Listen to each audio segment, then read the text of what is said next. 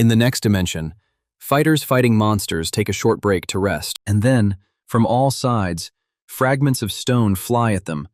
Something of gigantic proportions is rapidly approaching the detachment. Before them is Kaldrak, a colossal sea serpent whose curse has forever barred him from becoming a dragon.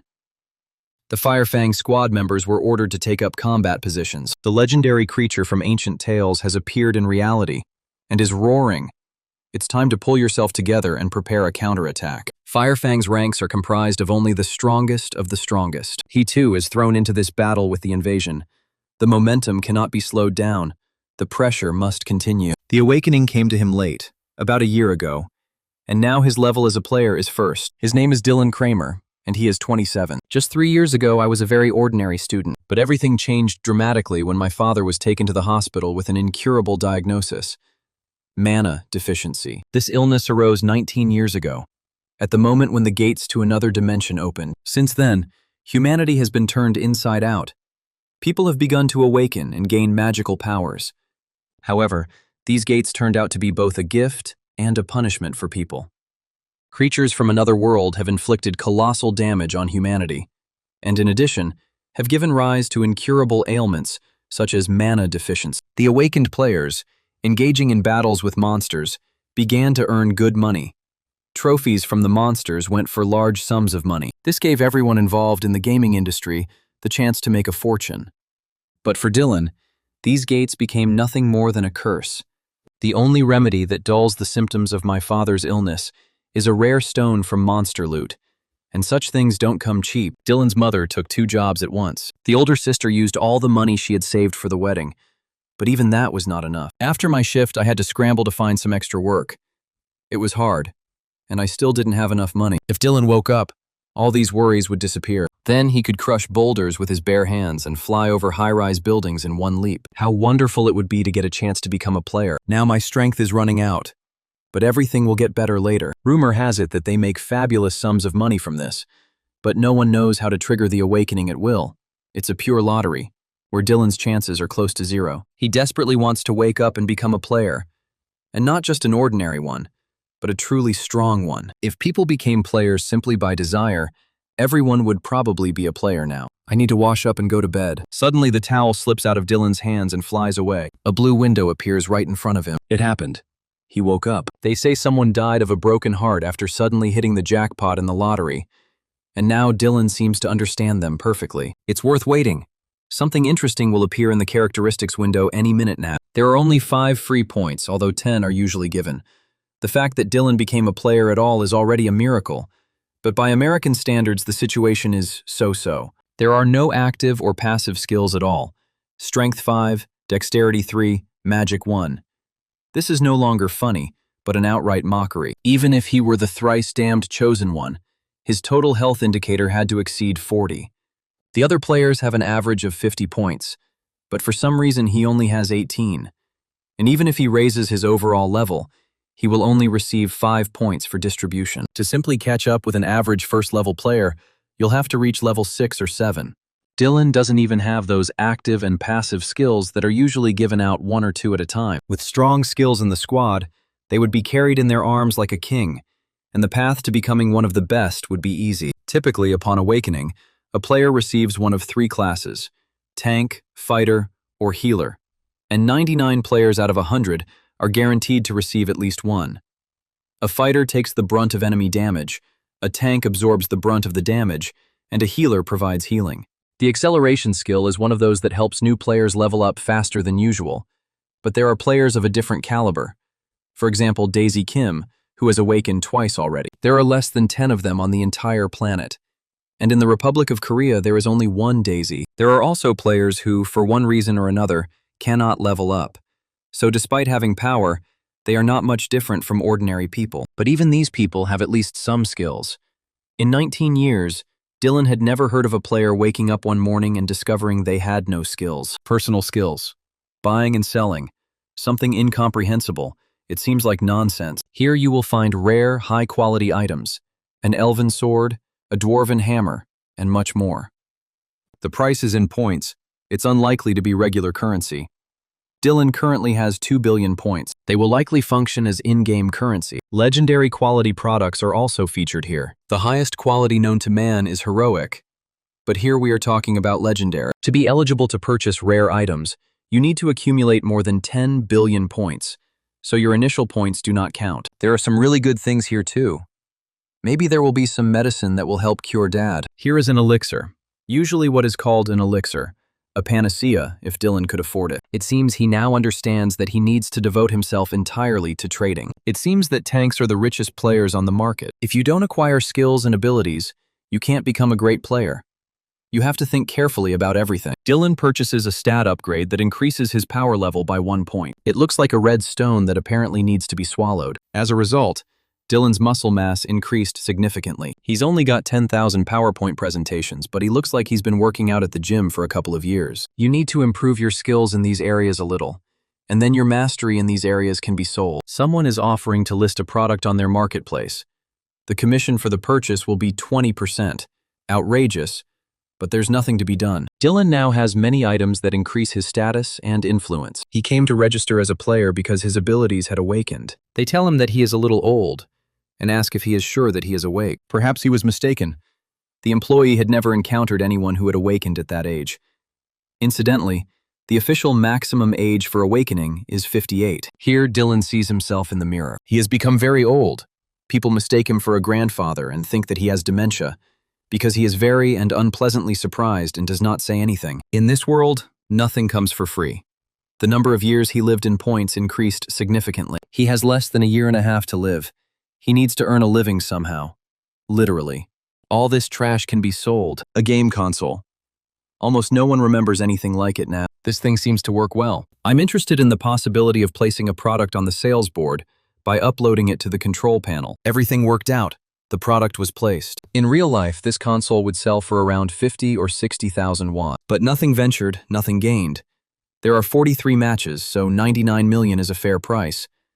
The advertising must be placed even if the price is too high. The item is up for sale. You might as well sell something else because their life is at stake. A buyer from another world looks at the list of products. There is nothing new there. He already has it all. It's an old story, but from a different perspective. We need to end the boredom and start organizing cockfights. This will be a gold mine. Notification that recently scanned items are listed for sale. The demon must buy this. Sold, and all the wrinkles ironed out. This means that its lifespan depends on the balance, and it can restore lost points. The only thing that is unclear is who bought this garbage for such money. Another customer, also apparently from another world, bought a watch and doesn't quite understand what it is. He sees the numbers changing over time. It's a strange object, but in everyday life, anything can be useful. It's probably a smartphone. It's getting a notification to download a data plan. The meaning of the network registration error is unclear. It turns out that it can turn into a mirror. And here too, there are similar things. It's just incredible. This is so cool. Now you can take selfies. The demoness didn't have time to buy everything. If she found out who stole her toys, she would be in trouble. She bought it, but it's unclear what it was for. Surprisingly, there were no magical traces left on the console. She starts playing and soon the game is over. After all, this monster killed her. Now she will prove it to him. It's a pity that you can't put other people's goods up for sale. The boy finds a broken fan. It can be sold, probably because it doesn't belong to anyone, and he picked it up himself. Or perhaps the system decided so. Selling more than 10 at a time is a trap, of course.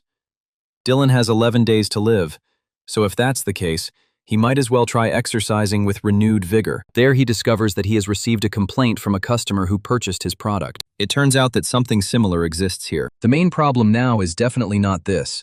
The price will simply go down a little. All products are sold. Dylan is surprised.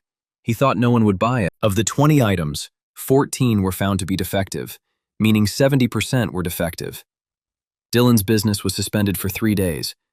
The issue must be resolved within 1 week, otherwise the items will be canceled and the seller will be suspended. The smartphone buyer writes that the product is excellent but defective. It only lasted 6 hours in active mode. The watch is waterproof, solar charged, and of average quality. If Dylan exchanges it for a product of normal quality, the complaint will be dismissed. This watch works, it's just that the batteries are dead. Complaints about cigarettes, lighters, soju, beer. They ask for new products to be sent to them, and they feel like Dylan is ignoring them. They seem to think that everyone has the title of speed reading master. At least they could give them a little time. The system announced that its operations would be suspended for 3 days, starting today. It must resolve complaints within a week, otherwise it will be blocked for 3 months. You will need to reboot your old phone, but this time using the charger. It seems that the buyers are just like him, players with unique skills. But those who purchased the electronic goods are probably not from Earth. Perhaps they are aliens with underdeveloped technology. Now the kind uncle is arranging delivery of the goods. Prices are very low at the country's largest used equipment market, and they need to buy more of this and that. It turned out that he didn't have enough funds. You can sell the skill book. Dylan still can't register as a player because he's too old. Now you can lift heavy weights. They tell him that he is a very strong man and ask where he worked before. Dylan talks about a little bit of everything. Unblocking occurs within 3 days. However, he received another complaint. He complained about all their products. Dylan was banned again. And now the problem needs to be resolved in 4 days. They complained to him about the console. He didn't even think about the batteries. The demon tells him to download the usual products right now and not anger her. If there are no new products, she will find them. She complains about cups, chewing gum, and lighters. For some reason, these customers don't want to wait at all and are very rude. Another 3-day ban. If Dylan doesn't fix the problem in 4 days, you're done for. Now he lifts even heavier weights. Whoever buys them all this junk only to then deny them access to it will probably also buy batteries. They're suitable for game consoles, too. I wonder how long they'll last. They look old. It was unblocked. All ads were published, and all complaints about the product were resolved. Now he has enough points. That's the power of money. Dylan is contemplating what he'll sell next. A gaming console or an old phone. First, you need to register as a player. To obtain a certificate, you must complete 3 weeks of training at a training center. You can practice as much as you want until you pass the exam. If you fail it, you simply lose your certificate, meaning you won't be considered a player. So awakening is just the beginning of the journey to becoming a player. Dylan successfully passed another test. One of the students says that he considers himself an important person due to his rare abilities. It was like this from the very beginning. 3 weeks later, Dylan is invited to celebrate his graduation with drinks. He says he needs to do something at home and needs to hurry. They say he's good at it, but it doesn't matter. They can do without him. Dylan knows they'll never see each other again, so going with them simply doesn't make sense. He finally got a player ID. Now you can sell the skill book. Maybe even pay off all of your father's bills through hunting. Dylan rents the equipment for 714,800 won. If he's late with the return, he'll have to pay extra. All his savings allowed him to buy only the cheapest armor and a sword. If the team is weak, you won't even be able to enter the dungeon. And to stay there, you'll have to pay 200,000 an hour. Даже в подземельях низкого уровня существует высокий спрос на танков и целителей. The danger of death in the Horned Rabbit's dungeon is low, with levels ranging from 1 to 5, but it's still worth being on the safe side. Strength 70, Resistance 70, Intelligence 30, Dexterity 70, Magic 30, and 12 skills. With these skills, Dylan could join any team, but he won't. Your task today is to catch the boss alone, pretending to have mastered all the skills from the skill books. A staff member at the entrance to the dungeon notices Dylan acting recklessly and goes in alone. Even people of high status rarely hunt alone. Players typically hunt in pairs. You can't risk your life without reason. Going alone can result in death or injury. That's why it's crucial to find a partner you can trust. He'll get over it. Sometimes you have to let people get over their arrogance. Dylan goes down into the dungeon. In front of the players sits a monstrous rabbit with horns, fangs, and glowing eyes. He and the players are preparing for the attack. They just woke up, and only 3 weeks of training have passed. Before that, their life was completely normal. Some were working, some were studying. It's clear that the chances of a team successfully completing the dungeon on the first try are very slim. Not to mention Dylan's plans. For some reason, he thought he'd succeed immediately. You can't trust yourself too much. This rabbit will take time to deal with, and he's still a monster, albeit a weak one, but he's capable of killing. 8 minutes per rabbit is more than I expected. I needed to deal with the monsters faster. 3 to 8 minutes should have been enough. With allies like these, you're unlikely to achieve anything, but for a solo player, your current position is quite sufficient. Dylan activates stealth mode. The players worked hard. The rabbit will definitely appear soon. We must catch it alive at any cost, and we will definitely succeed. The players are confident that they have enough strength. Nobody doubted it. The problem is that it doesn't work. But it's already the 15th. The goal of the 4th mission is to get the head of the main rabbit. The monster isn't particularly difficult, but they still haven't managed to complete the task. It seems to be simply hiding in this damned dungeon. Korra would deal with him in a heartbeat if he ever showed up. They lift the dark curtain to make themselves invisible to the horned rabbits. Amber hears some sounds. Someone is approaching, presumably the commander of the third team and the youngest member of the second. They see Dylan and realize he's just a player who shouldn't be paid attention to. But it seems he arrived alone, or perhaps lost his partner. It's unlikely. He doesn't have a scratch, and he also used his camouflage skills. So it's unclear why he's here alone. He is using rented equipment and appears to be a newbie, but a newbie won't go there alone. Perhaps he made a bet, such as the enthusiasm of youth. Even with a lot of useful skills, you need to be above level 30 to defeat a monster of this type in one hit. But that's exactly what's happening. Dylan is also in a desperate situation. He has to adapt for the sake of his father, mother, and sister. The monster is dead, but nothing fell. This is a complete failure. Dylan uses stealth mode and a lightning attack.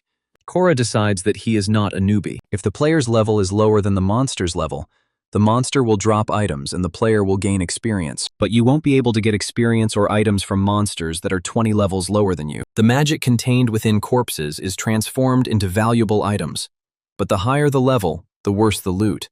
And of course, once the difference of 20 levels is reached, there will be no loot left at all. It is now clear that this is his first hunt. I wonder what kind this is. Korra isn't sure. I need to keep a closer eye on him, and there's nothing else to do at home. Dylan gets another catch.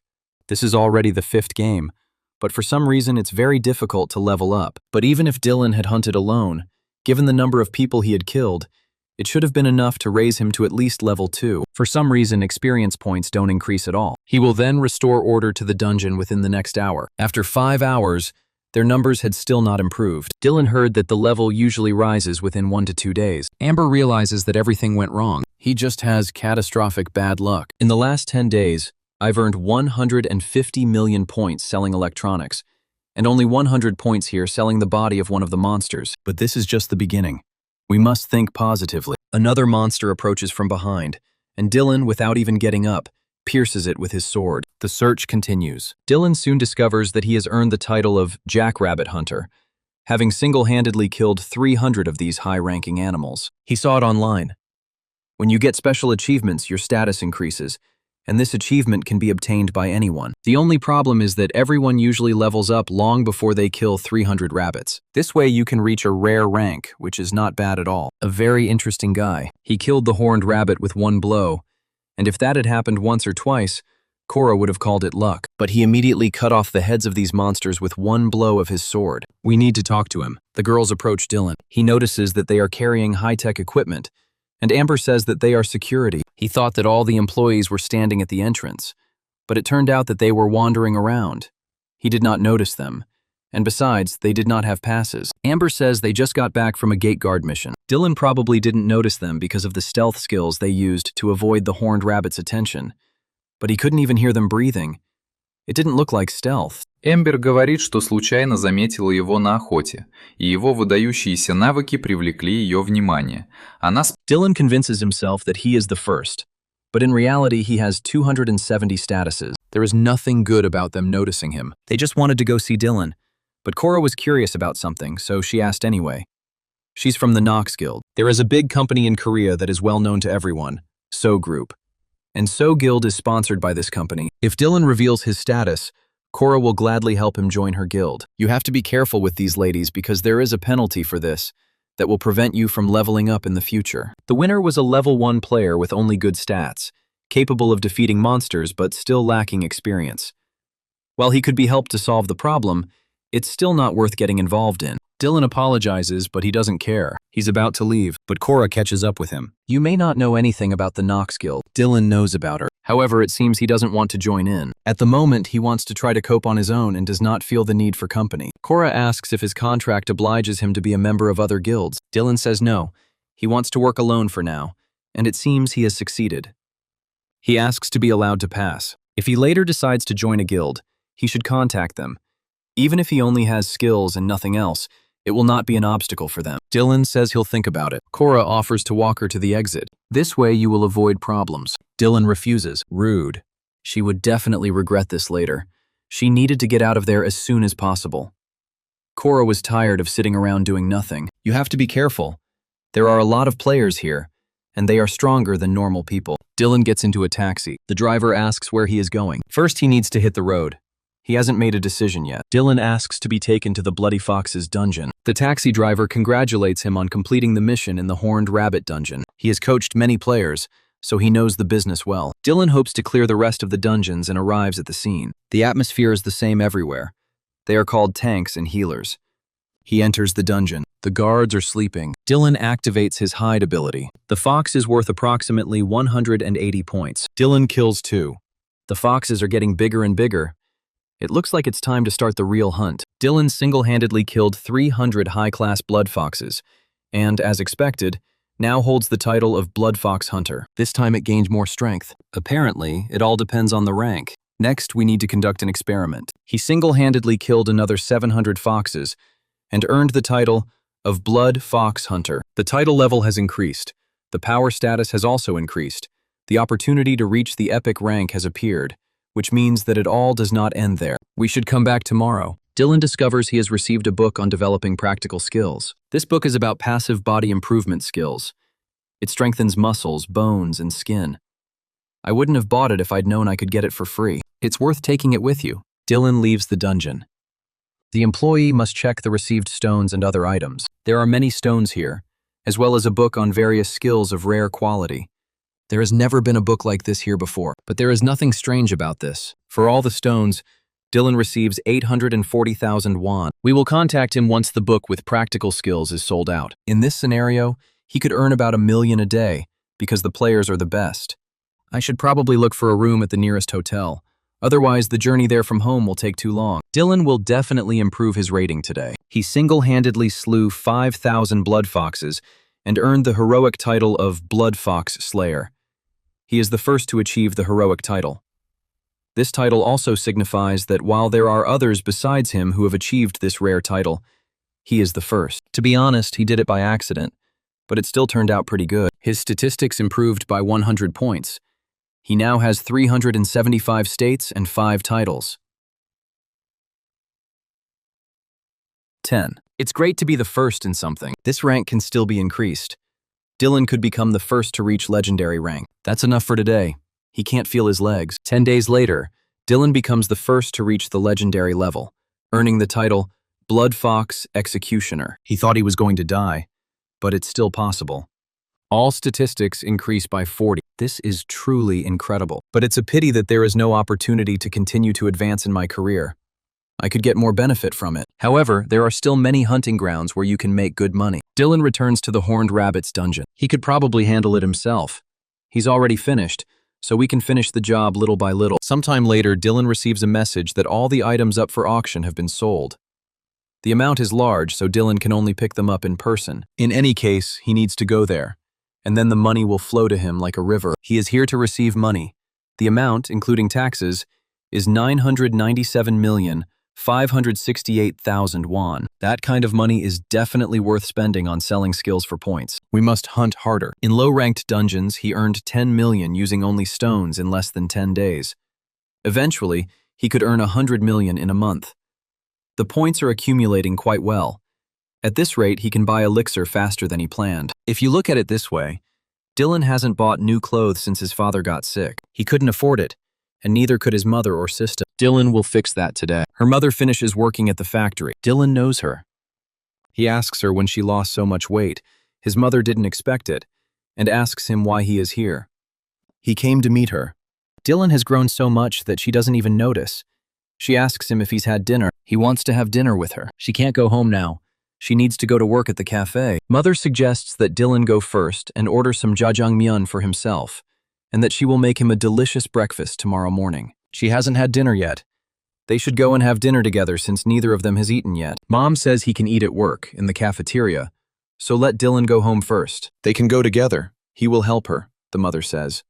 He is tired too. Dylan really has something to tell you. That's why he came. He woke up.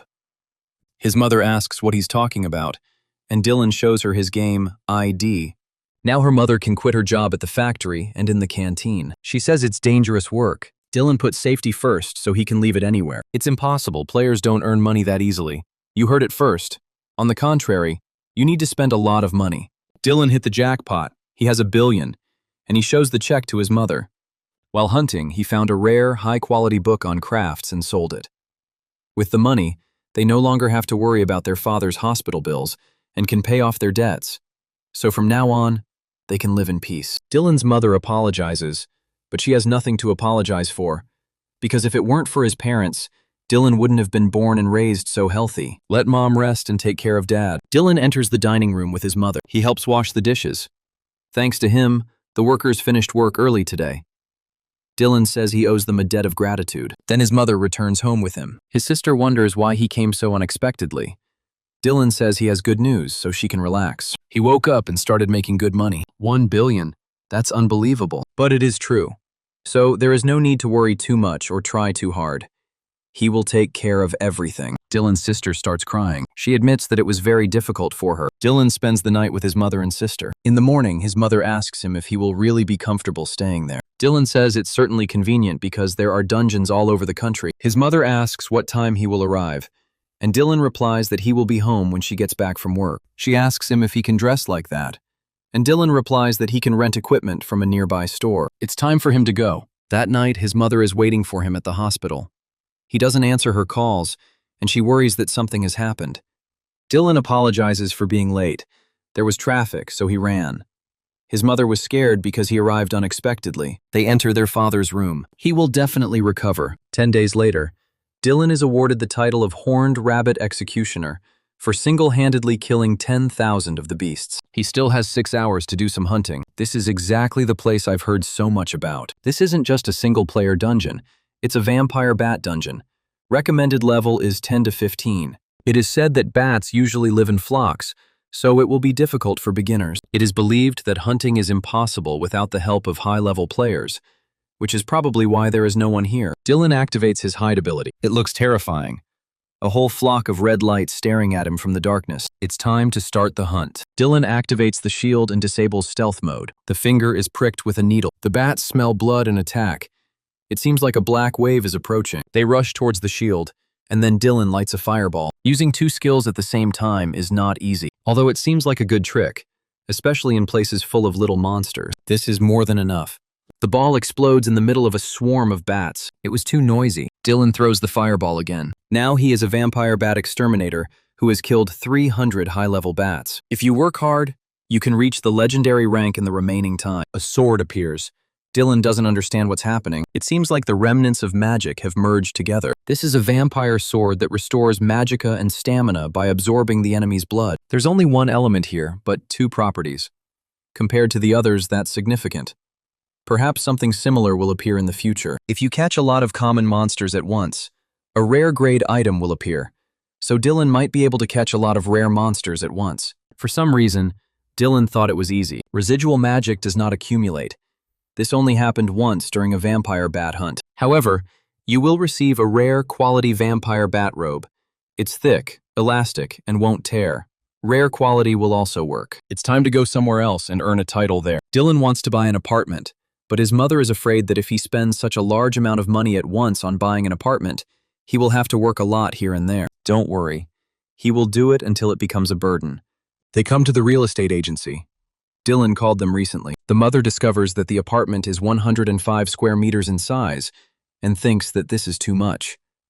Dylan says it's okay. Everyone should have their own room. A week later, they move into a new apartment, and the sister is surprised by its size. This is the first time my sister has seen something like this, and she really likes it. Dylan says he will buy an even bigger apartment later. Enough.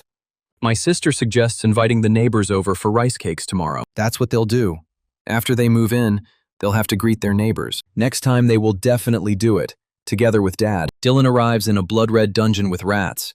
Recommended levels are 8 to 10. Those rats were faster than I thought, but he's okay because he has a vampire sword. He leaves with a whole bag of stones. Then someone calls him. They met again. Now comes the official introduction of Cora Hudson, leader of the first team of the Knox Guild. She asks if Dylan has time. A week ago, the guild leader asked who this guy was. Cora didn't know either. To get that many stones, you need to kill at least 10,000 monsters alone. Perhaps he has some special talent. If this ability allows them to bypass the 20-level rule, they should definitely track him down. The boss will send a negotiator along with Cora, but let her try first since she already knows it. The leader hopes that this information has not reached the other guild members. That's right, no one else knows about it, and Cora will follow Lisa. Dylan is confused as to how he found it.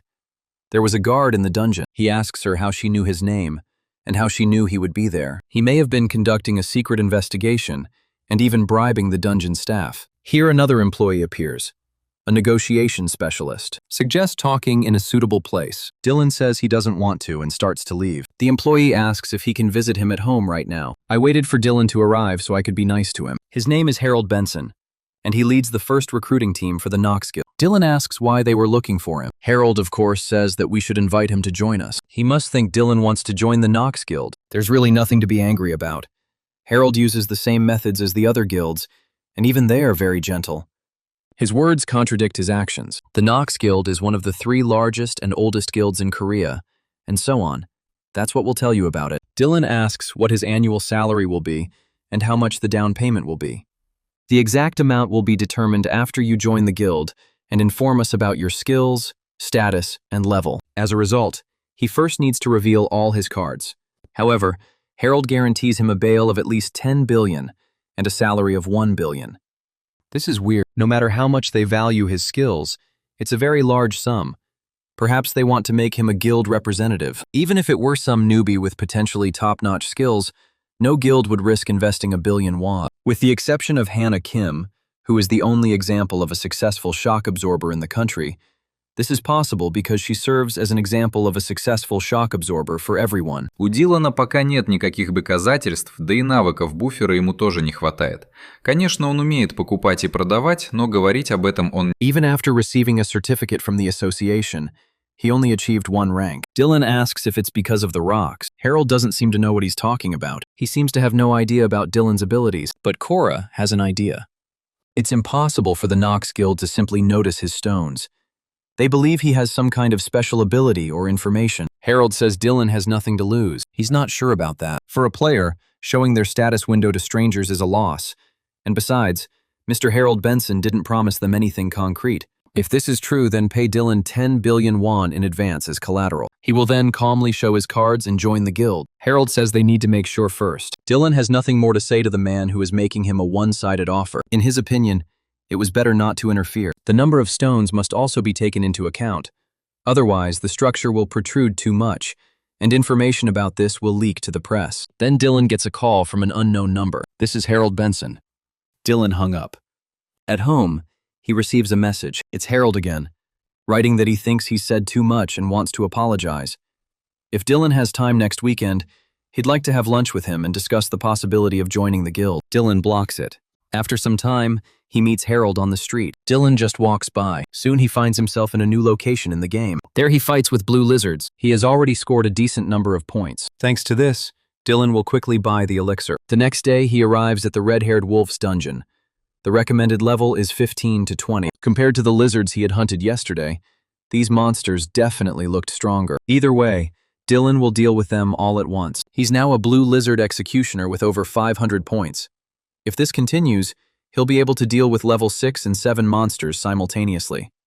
Today, Dylan will start with the title of Red-Furred Wolf Hunter. The player was eaten by a giant 3-headed monster. This monster was clearly much stronger than the red-haired wolves. Another player is about to attack this monster, but he bites the hand that feeds him. It's not too late. We can attack again. But this time, the monster bit him on the head. It seems to be a very popular dungeon. There aren't usually many people at the entrance. For some reason, Dylan is worried. After the natural disaster, the number of interdimensional gates steadily increased for 10 years. But after the appearance of heroic rank gates 9 years ago, their number neither increased nor decreased, and the number of players increased every year. Dylan hunts red-furred wolves. Use fireball and vampire sword. Now he has a new weapon that looks like a shield. He attacks with it. Now it's the turn of the magic projectile. Let them attack. The wolves rush to attack. Dylan finished faster than expected. He was given the title of Red Wolf Hunter, and his skill with this sword is truly superb. Looks like that's where it all ended. Now we can leave. Meet other players who are fighting against wolves. He is busy here. And there are already players here. Then I'll have to go to another dungeon. Then he hears some sounds. The monster bit off half of the bodies of 2 players. This is no longer a wolf.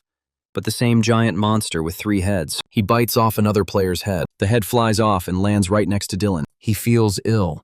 Right in front of him appeared a giant panther with 3 heads and gigantic fangs. This is bad business. Dylan activates his hide ability. However, the monster still sees him. Dylan is flying through the air. Now he is right in front of the monster's mouth. Dylan attacks him with a stone shield, but this weapon has virtually no effect on the monster. Dylan then lights the fireball. He uses a triple punch, and it doesn't actually harm the monster. This panther is incredibly strong. She licks her paw as if nothing had happened. It is unclear where this monster came from. This is a dungeon with levels 15 to 20. Dylan throws fireballs again. The monster attacks. He reaches out his paw and gives Dylan a hard push. He flew away and is now lying on the ground. Fortunately, he is alive. The vampire bat cloak is more durable than the rented gear. The panther moves forward, but it won't get very far, even though the monster's life force is exhausted. But now Dylan has a pill that will speed up this process. After 20 minutes, absorption is complete. Dylan combines a variety of skills. Use fireball again. Now half of one of the monster's heads has been cut off. Amazing. Even if it takes 100 days, Dylan will catch him. He releases another fireball, and another. This time, part of the monster's leg was torn off. If this continues, Dylan will definitely be able to catch it. But then the parts torn off from the monster begin to grow back. It turned out that the fireball had no power. The monster attacks again. There must be a better weapon. A fire spear with great penetrating power. A bit pricey, but it will do the job. First, I want to survive. And then we'll see. Dylan prepares to attack. This weapon should work. Throw a spear at the head of one of the monsters. I understand that this head is gone now, but the monster is still ready to attack. Dylan throws the spear again. This time, the monster dodged. Dylan still has to figure out who gets who. He throws the spear again and again, and manages to knock off another head. Just a little more and he will catch it. It's here that Dylan realizes something is wrong. The mana from heaven is running out. Fortunately, there are no problems with resistance. If Dylan can hold out until his mana is restored, victory will be his. Meanwhile, other players stumble upon the site of an attack by a 3-headed monster. Here, one of them was attacked, leaving behind traces. This is definitely not just any monster. You may not want to follow these directions. They were unable to contact the security personnel guarding the entrance on the other side of the door. This means that they suffered at the hands of the owner of these paths. There are really no other ideas. In any case, they can't stay away. They have to search everywhere. Then just let him go. I don't want to die like a dog doing its duty. Another player asks what to do with the players who are currently inside. He has no idea. He's not here to fight such a monster. They are so angry that they are ready to fight, but the other players calm them down. Now is not the time to quarrel among ourselves. Dylan's mana is slowly recovering. The monster still doesn't get tired. It may look like the mythical Hydra, a multi-headed monster with 1 deadly head. We must try to win before his head recovers. If Dylan fails, he's dead. In any case, a protracted battle is impossible. The longer it lasts, the greater the monster's chances. We must try to end it all with 1 single spear. It's crazy, but he has to do it. Dylan attacks the monster with a fire spear. He dodges again. He tries to crush Dylan with his paw, but fails. Dylan attacks again. The fire spear leaves a scratch. Now Dylan cuts off one of the monster's fingers and jumps on his back. He plunges a flaming spear into the monster's neck. The last head is chopped off. Here the monster moves its paw. Dylan throws a stone shield which shatters. 2 heads are already undergoing restoration, and this monster is very difficult to deal with. The time has come to strike the decisive blow. Dylan plunges his spear into the monster's head again and cuts off its leg. Then his torso explodes. The monster falls to the ground without a head, neck, or legs. Dylan killed the 3-headed Graydon, a monster with an unusual name, and earned the title of the one who single-handedly killed the 3-headed Graydon. It turned out that this creature also had a name. He was awarded another title, Level 1 Destroyer, and single-handedly destroyed a high-ranking named monster whose level difference was over 100. Of course, it's good that he won 2 titles, although it's disproportionate to the effort he put in. Dylan receives a magic item. This is the Book of Immortality, a unique and rare item. Dylan will not die until his head is completely destroyed, and if he doesn't die, he will gradually recover from all wounds. The skill can be developed. It turns out that if you protect your head well, you will become invulnerable. The meaning of slow remains a mystery, but it's an exceptionally rare skill with potential for development.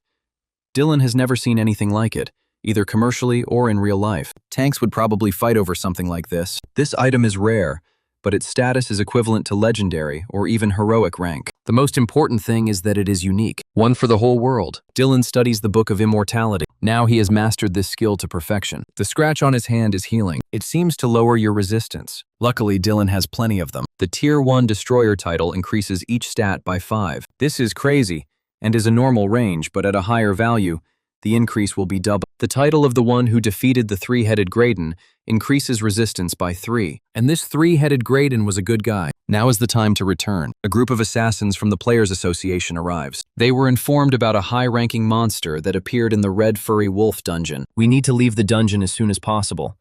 2 players are already known to have died. One of the players asks if this is true. Team leader Eva Drake answers in the affirmative. There may be other monsters that are considered high-ranking, but only wolves with red fur live here. Someone reports seeing players.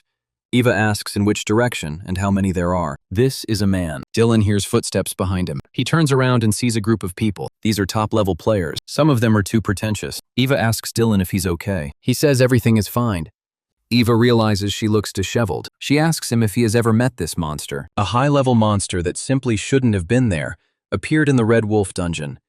Dylan realizes that he has already killed him. I wonder if the association knows about Graydon's existence. Dylan says he met him. Eva asks him where he is now, perhaps somewhere nearby. She didn't want to scare him. Eva is too persistent in her approach to the man who miraculously survived his encounter with this monster. She offers Dylan a healing potion that quickly heals wounds. This is an expensive product. It can be applied directly to the injured arm. Dylan has a story about a monster he encountered. It was a gigantic three-headed panther with black fur. Eva had never seen such a monster. It was the size of a house.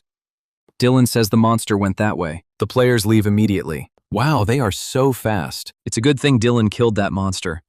If he hadn't been able to, he would have destroyed everything here before reinforcements arrived. And the reward was worthy. These people will have to put in a little more effort. It looks like their work ended there. Perhaps the monster returned through the portal. It is quite possible. But then the situation will become much more serious. This monster has already tasted blood. It is unknown when it will appear and attack again. First, you must inform the association about it. Eva asks if they think the guy got out of there safe and sound. He probably lost all his comrades, but miraculously survived. Eva says she needs to leave. Let them wait here. They ask him where he will go. She is worried about a player who has recently been left completely alone, so she wants to find him. One of the players says he will be fine. Eva realizes that he is alone. It could be dangerous. Right. Then they will wait here. Eva walks through the dungeon. She arrives at the portal. This guy is already gone. Eva is still worried and hopes that he is safe. The recovery effect was better than Dylan expected. By itself, it restores slowly. But when combined with healing properties, the effect is good. Dylan is lying on the couch. I was exhausted as a dog. His mother returns home from work. She notices that he arrived early today and asks what's wrong with Dylan's face. He spent a lot of points. He says it's nothing special, he's just a little tired today. Perhaps they have something to think about. Dylan's mother asks him what he did if he missed lunch. She will quickly cook something. Dylan has a headache. If he starts losing points so quickly, it won't end well. Dylan's sister calls. His mother thinks something happened. She says Dylan is home. Apparently something really did happen. The mother asks how many people died. Identification of missing persons was to be carried out by checking who entered the premises and who was able to leave. The information should have been updated. That's why Dylan came so early today. He says he didn't even see the monster. As his mother believed, it was a very dangerous job, and he shouldn't risk it for them. Dylan says he enjoys it and has a good time. In the dungeon, he kills monsters and becomes stronger. The Red Wolf dungeon is temporarily closed. 2 security officers died after failing to resist the monster. Traces were also found indicating that the monster had left the dimensional portal, but there was no evidence of its return. Perhaps Trevor Hawk, the monster tracking specialist, means that this monster is still wandering around here, but they have thoroughly searched the entire area. Trevor doesn't know what happened here either, so he'll try to follow the trail first. Eva offers to go with him. He is glad that he is accompanied by such a reliable person as her. Eva says that this is her job. Here the monster attacked low-level players who were hunting. Then he headed in that direction. This is quite strange. The monster attacked the player, but he did not die. Instead, he fought back and escaped after a fierce fight. They continued to exchange blows, and a battle ensued, but the player fighting here was alone. Trevor still feels the remnants of the fire's magic, and this player's dexterity seems to be well developed.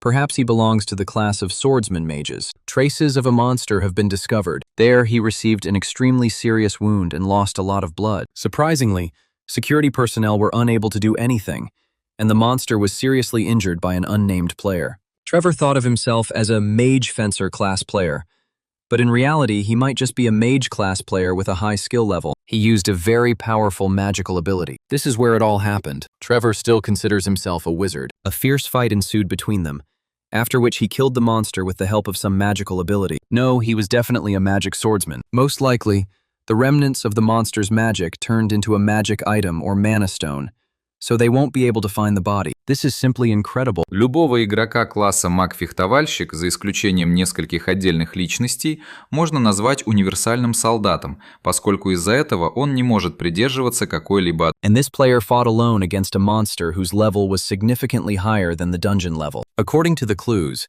the player fighting here was around level 24. Something doesn't add up here. He wasn't even a security officer.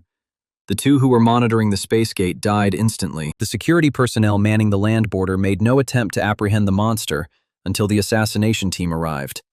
This player was clearly no ordinary player. This could be a person who has not yet renewed their game ID, which must be renewed every 2 years. It's still weird. Before renewing your ID card, it's best to get a little above level 50. And none of the players who hunted in the dungeon that day received support from the guild. This is really strange. Even if it were true, and a high-level player could actually defeat this monster, there is no reason for it to be hunted in a low-level dungeon. Eva asks Trevor if he can find the player who fought the creature. He's a monster tracking specialist, but it's worth a try. Immediately after the end of the battle, the player's traces disappear. Tracking him down might not be easy, and the dungeon's landscape doesn't help. But Trevor managed to find traces of this player's battle with the monster. A monster of this size simply cannot help but leave traces. Whatever a monster of that size does, it will leave behind gigantic footprints that are easily tracked, while a player of light build leaves virtually no traces except in combat. There is also no indication that the player used any skills after the battle. If he had used anything, Trevor would have been able to track him with the remaining magical energy. Apparently, Eva asked him for the impossible. Trevor apologizes for not being able to say more. Now is the time to return. We need to take a closer look at the list of players who entered the dungeon that day. There was definitely a strong player who killed a level 100 monster and didn't renew their ID because it hadn't even been 2 years. If such a player exists, he or she must be a member of the Players Association. They cannot hand over a talented player to other guilds. The Players Association is under state control. On the other hand, trade associations are private organizations. In the first few years after the disaster, the association's influence was enormous. They had an incredible number of players on their roster, all with equally outstanding skills. However, over time, the association's influence weakened significantly. On the other hand, the guild's influence has increased. There have been cases where politicians have held high positions in the Players Association without having the proper understanding and knowledge of players, monsters, and their environment. Under the pretext of patriotism, they began to force players to work for pennies. Guilds managed by large companies could offer the best conditions for player development and began promising them decent salaries and high deposits. To attract players, the association initiated reforms in its internal structure. Politicians began to be fired one after another, and ordinary players began to be hired to fill vacant positions. After these reforms, association players began to receive the same salary as players in private guilds.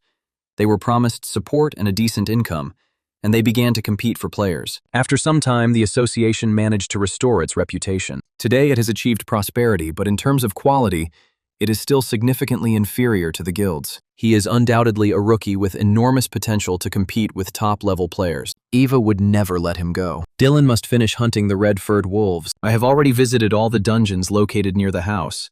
Well, the dungeons of the red-haired wolves are not only here. I wonder how the Book of Immortality skill can be improved.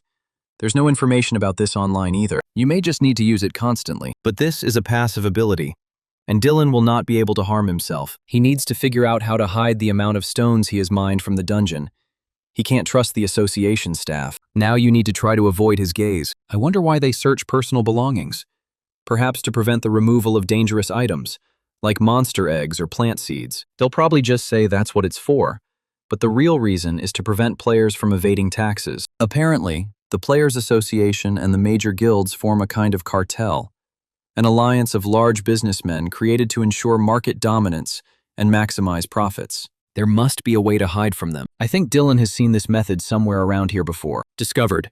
This is a subspace, a rare active ability, The player gets the opportunity to open a subspace, access to which will be available only to him, and it is impossible to place a living creature in it. The price is 700 million points. It's very expensive, but Dylan definitely needs this ability. Acquire subspace, and he immediately begins to study. Dylan extends his hand and a portal appears under his palm, an entrance to subspace. It's more spacious here than I thought. It is about the same size as a Koshiwan, a small, simple dwelling with minimal amenities where Dylan used to live. Maybe I should go hunting. Dylan approaches the portal, expecting to enter without any problems. He is wearing a new robe that covers half of his face.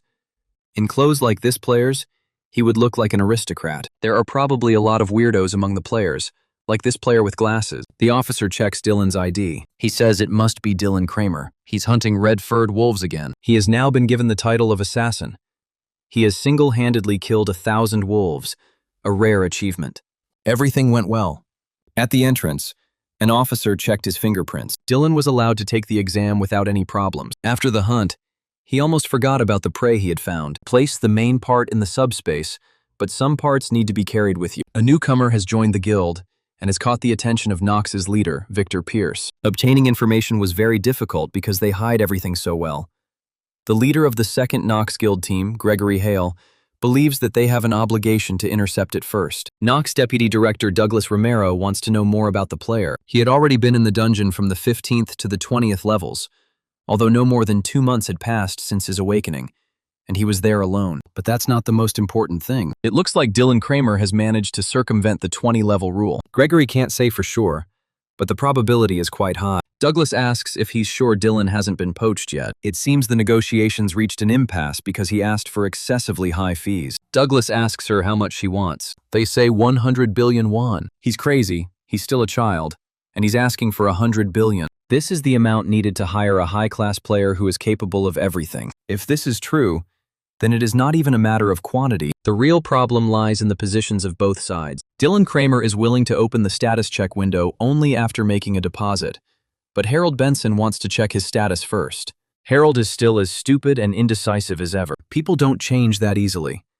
Gregory has already lost great players like Daisy Hale to people like him, and he won't make that mistake again. Harold is just a recruiter, not a dungeon-clearing squad leader or guild leader. First, you need to make a deposit and monitor the account. If any problems arise, they will detect errors and confiscate the money. Gregory must appear in person before Dylan Kramer, and after signing the agreement, he will be immediately paid 100 billion won. If all the terms of the contract are met, then if problems arise, the company can return all the money in full. If Douglas settles this issue, he can become the head of the guild. An employee checks the goods received by Dylan. There are only 2 loot items in her bag. Everything has been checked. You can now avoid the attention of the Nox Guild. A few days later, having killed 10,000 individuals, Dylan finally earns the legendary title of Red Wolf Executioner. That's all for today. I need to get my affairs in order. He already has it. And this is Wind of Rebirth, a passive skill book that speeds up wound healing. Dylan finally understood. This is a popular book used not only by gamers, but also by ordinary people.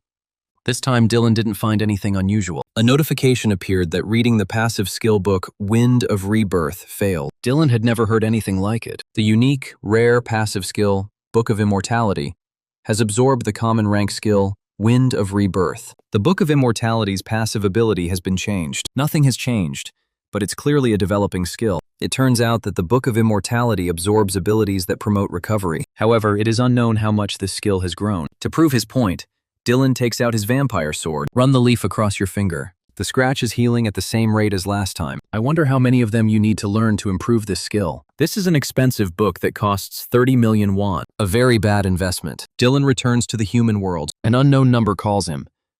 Dylan picks up the phone. They greet him and call him by name. Dylan asks who he is. This is Gregory Hale, head of secondary recruitment at Sioux Guild. Dylan told them not to contact him unless they were willing to accept his demands. Apparently, he's talking about 100 billion won. They accept his demand. Gregory offers to meet in person and sign the contract immediately. Dylan asks if this is true. Esteban answers in the affirmative. In a deal with such a large sum of money, there is no room for lies. Dylan says he's hunting right now, so it might be difficult for him to come. Maybe they can send him a contract first. Gregory agrees to send it right now. After reviewing the contract, Dylan will contact him. Almost immediately, he receives a message from Gregory, who sent him the contract by email and text message, and asks Dylan to be sure to contact him when he reviews it. There is no peace in this profession. Dylan goes to a lawyer who reviews the contract and says the offer is very good and very promising. However, some clauses of the agreement stipulate that in the event of unforeseen circumstances, part of the property will be confiscated. Dylan doesn't like these points. For example, this part. If a guild member damages the guild's reputation, the contract may be terminated. In fact, the decision on this matter is entirely up to the guild's top management, which is somewhat unreasonable. In addition, the contract may be terminated if the guild member's skills and character do not match his level. The lawyer doesn't know how much the bail is, but the fine is quite high. If the contract is terminated due to Dylan's fault, he will be obligated to pay a penalty equivalent to 10 times the amount of the deposit.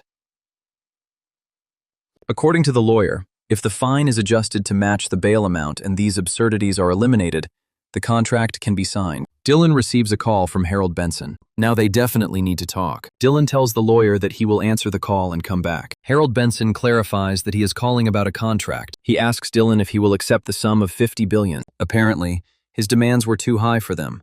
He asked for a deposit of 100 billion won, not half that amount. Harold understands this perfectly well, but Dylan needs to think more realistically. Even though the Nox Guild is a top-tier guild, paying such a sum would still be problematic for them. The amount that Harold had managed to obtain with difficulty from the management with permission was a maximum of 50 billion. Dylan says he'll think about it. Before that, he would like to read the contract. Juan promises to send it right now. Dylan returns to the lawyer's office. He asks if he can look at this copy of the contract again. Dylan seems to be a truly exceptional player. The lawyer checks the contract. He asks if it was made by the same guild as the previous one. Dylan wonders how he knew that. In general, the content of the contracts is the same, but some parts differ. There are fewer oddities here, but overall they are similar, and the penalty for breaking the law is only 5 times greater, which is somewhat more reasonable. Dylan asks the lawyer if he knows why the guild might send different contracts. There must be some internal conflict within the union that wants to hire him, and a very serious one at that, since the contracts were sent to him separately. But it's a win-win for Dylan. If he plays smart, he can choose the contract with the best terms. Dylan asks if the lawyer can draw up a new contract based on the first draft. But after removing all the unfavorable terms, the lawyer says yes. Guildmaster Victor Pierce and his deputy Douglas Romero seem to be in a rivalry with each other. Dylan decides to play a little. He calls Gregory Hale. He asks if she has made a decision. Dylan thought about it and thought the tank was still too small. He asks if Gregory can pay him 200 billion won. He can't give Dylan an answer right now, but he thinks it's possible. Then perhaps 300 billion at once. Moreover, Harold Benson, the head of the first team, also contacted Dylan. Dylan heard that Gregory didn't get along very well with him. He says that he will definitely offer Dylan much better terms than those offered by Harold. They seem to really hate each other. Now Dylan calls Harold Benson. He asks if she read the contract. Dylan says he was going to call him to sign the contract, so Harold suggests they meet right now. It seems that this is no longer necessary. Harold says he recently sent her a new contract. Let him get acquainted with this first, and then you can continue the conversation. Juan asks to wait a little. He is checking the contract. Next time, he should resolve his internal issues and send a contract. Besides, after careful consideration, Dylan decided that 100 billion won was too little. Dylan wants 200, although that's also very little. 300 would be better. Looks like he's making fun of Gregory now. If you don't want to, then there is no need for it. Nowadays, editing voice files is very easy. Submission complete. I should probably change my phone. Douglas Romero asks where Dylan Kramer went. It's not even in the hunting grounds they control. Gregory says they were looking for him. He can't even stand it. We must find it at any cost. Ever since Dylan sent that voice file a month ago, the boss and his assistant have been fighting constantly, and indeed, the guild was divided into 2 factions. Before that, Gregory had miraculously managed to obtain the logbook and find Dylan Kramer. No matter how big the Nox Guild was, they couldn't look through those records whenever they wanted. Since it's now difficult to share information within the guild, it's also difficult to find. But that's no longer a problem. The problem is that Dylan Kramer has disappeared without a trace. Douglas asks if he can join another guild. Gregory doesn't think so, and he dares to tell her this. Douglas tells him to leave, that he doesn't want to see him. Because of the fabricated case and contract, most people sided with Victor Pierce. We need to find Dylan as soon as possible. The points he earns from hunting will also be very useful to him, as he earns around 600,000 won a day. If you collect a little, you can collect a lot. But there is a problem. The sales period is too short. Every time an item is sold, it needs to be added and registered again. It would be great if there was an option to add and register all items in large quantities, like in games. You can't even remove other electronic products from the display. I wonder if anything will change if Dylan improves his personal skill level. He had heard that other merchants could register hundreds or even thousands of items, especially the Valdez merchant who sold medicine. But Dylan needed to accumulate 10 billion points to level up, and he currently had just over half the required points. We need to hunt more. Dylan deals with a green humanoid monster that appeared behind him. He uses a magic projectile and rips off the head of another monster. But that's not all. A truly challenging opponent. That's why almost no one hunts here. Monsters are attacking. Dylan uses a fireball, and after the explosion, eyes can be seen in the smoke. Fireball has virtually no effect on these monsters. Dylan pulls out the vampire sword. The monsters are attacking again. He cuts them in half. One hit is enough. Looks like someone bought batteries. Complaint received. Dylan has a bad feeling about this. He will check the complaint first. A customer complains about batteries, writing, offering to sell the item at half price in the future. If Dylan refuses to sell it to him at the offered price within the next 12 hours, he will regret it. All complaints are the same. They came from a buyer named Finch, who is also a salesman, sells various goods, and bought batteries only from Dylan.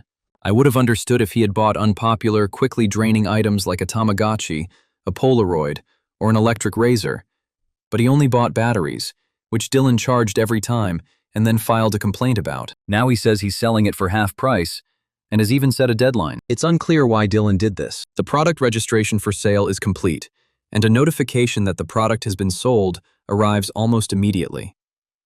Once again, the complaint comes from Finch. Looks like he wants to block Dylan. I need to try something. Finch has a bunch of batteries that he bought from Dylan. I wonder how long he can stand this. He's wrong to think he can beat Cuervo. For newcomers, the ability to buy and sell was something of a blessing. Thanks to this ability, Raven quickly grew stronger and eventually became the absolute ruler of the planet on which he lives. But even if someone has special skills, not everyone can reach his position. No matter how many points I scored, it was never enough. They were spent quickly and easily, but it was difficult to save them. Typically, newbies spend the points they earn from hunting on medicine and skills to become stronger. But sometimes you come across funny creatures that earn points by selling special goods that are only available on their planet. No matter how convinced a monopolist you will have no choice but to bow to the overwhelming capital. Финч скупает все хорошие товары, размещенные новичками, затем немедленно подает на них жалобу и продолжает в том же духе, пока продавец не получит решение о приостановке деятельности на 3 месяца. In 3 months,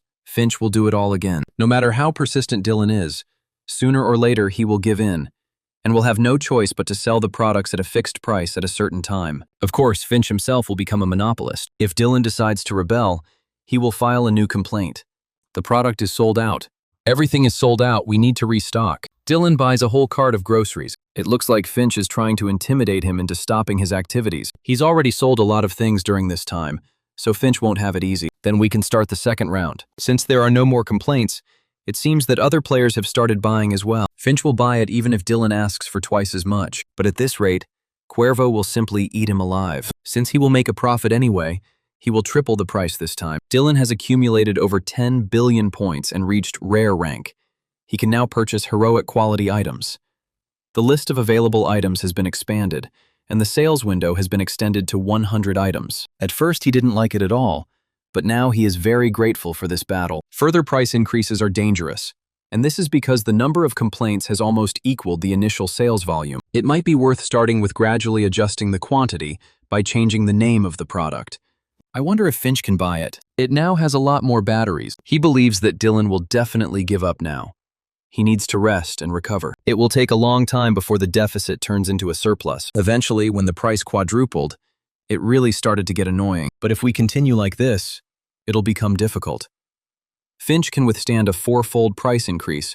This guy is already at the limit of his capabilities. There, Finch discovers that Dylan has put a high-capacity battery up for sale. It turns out he has a similar technique. More than 70 batteries have been registered. If Crow were to buy them all, it would amount to approximately 2 billion points. But after purchasing, Dylan will be able to download more files. Perhaps it wasn't worth spending so many points. If Finch had been confident of success, he could have invested not 2 billion, but 100 times more. The problem is, He doesn't know how far Dylan is willing to go. It's better to end it here. Since no further complaints were received, it appears Finch has given up. Apparently, the high-capacity battery was purchased by someone who had previously purchased something from Dylan. Crow has more than 20 batteries for sale, but it's unlikely anyone will buy them now. Because of this guy, Dylan had to put his trump card up for sale earlier than planned. As popular items become more and more in demand, it would be a good idea to stock up on them. The demon finds a home arcade machine and a compatible cartridge in the product list. It is unknown how good it is, but you can try to buy it. I'm curious how much the new skill level differs from the original. To reach heroic level, you need to reach 1 billion points. For some reason, the difficulty level has increased significantly. Dylan's path is long and difficult. Эликсир можно купить только после повышения уровня навыка до героического. Возможно, дело не только в том, что теперь можно добавить. You can find reviews of their products. Numerous reviews from a customer named Griffin offer some harsh criticism of the shaver and its large battery. While there are devices that can be used continuously by using a magic stone as an electric motor, the cost of such devices, even on Earth, is prohibitive. Dylan can't sell it. The response to the slot machine isn't too bad. Now you can check out the new products.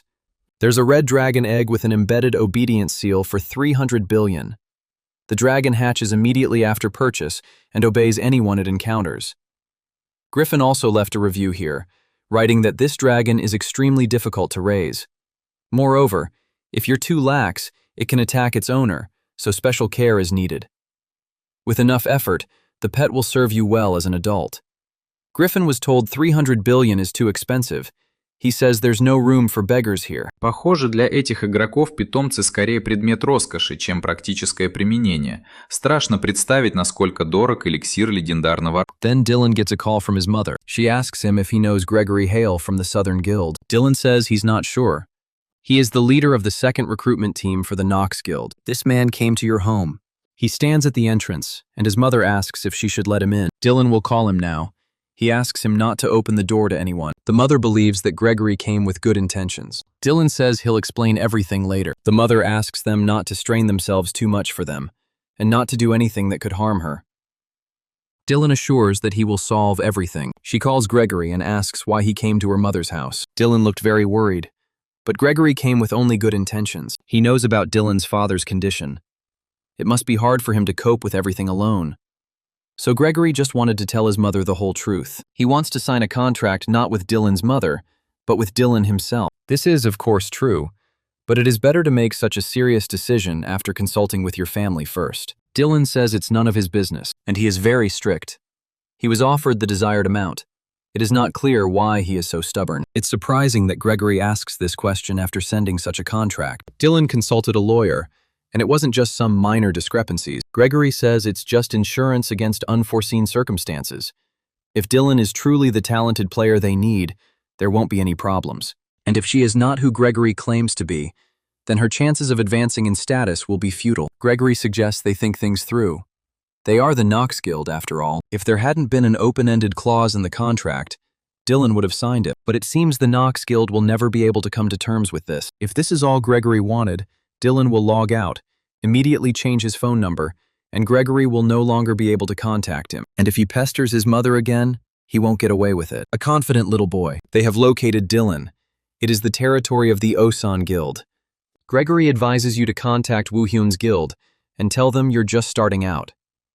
They won't kill Dylan, but if they scare him enough, he'll run towards them. You need to buy everything that the current market allows. Dylan leaves the store with 2 bags. This should be enough. Now is the time for hunting.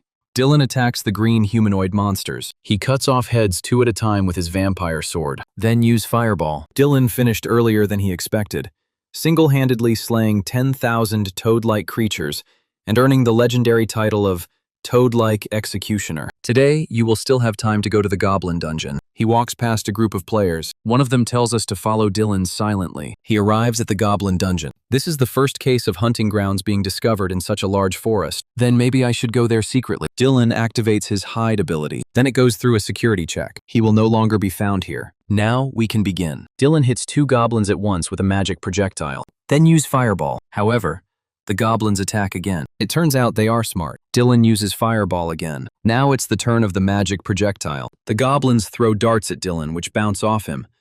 That cloak is really quite durable. Dylan cuts off the heads of 2 goblins at the same time again. It's time to put an end to this. Dylan prevents a goblin attack. He cuts off the head of the last of them. Now it's all definitely over. Then Dylan hears footsteps. He thinks there is someone else, but it is the player who wonders which fool caused the disaster on his territory. These are the same players who replaced him. Dylan asks why they say it's his territory if he pays the same entrance fee as them. They hunt here every day, so of course it's their territory. And since he used to hunt here, he'll leave all the stones for them. As an apology for the killed monsters, he will leave all his equipment. Dylan had read about similar cases online, of course, but he never thought he would find himself in such a situation. He says they made a big mistake. He doesn't seem to understand which way is right. Of course, modern weapons like guns and bombs are used in the dungeons, but electronics don't work here. Therefore, if there was any disagreement between players in these places, it was usually necessary to rely on the testimony of other players. Player deaths often occur in dungeons, and such incidents are generally considered accidents caused by the player's carelessness while fighting monsters. And of course, there are those who take advantage of this.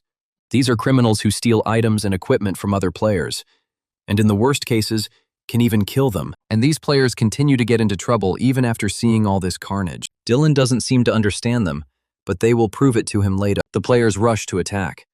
Dylan dodges the spear. Then they attack him with swords. Dylan pulls out the vampire sword. One of the players is flying with a broken sword. Dylan attacks another.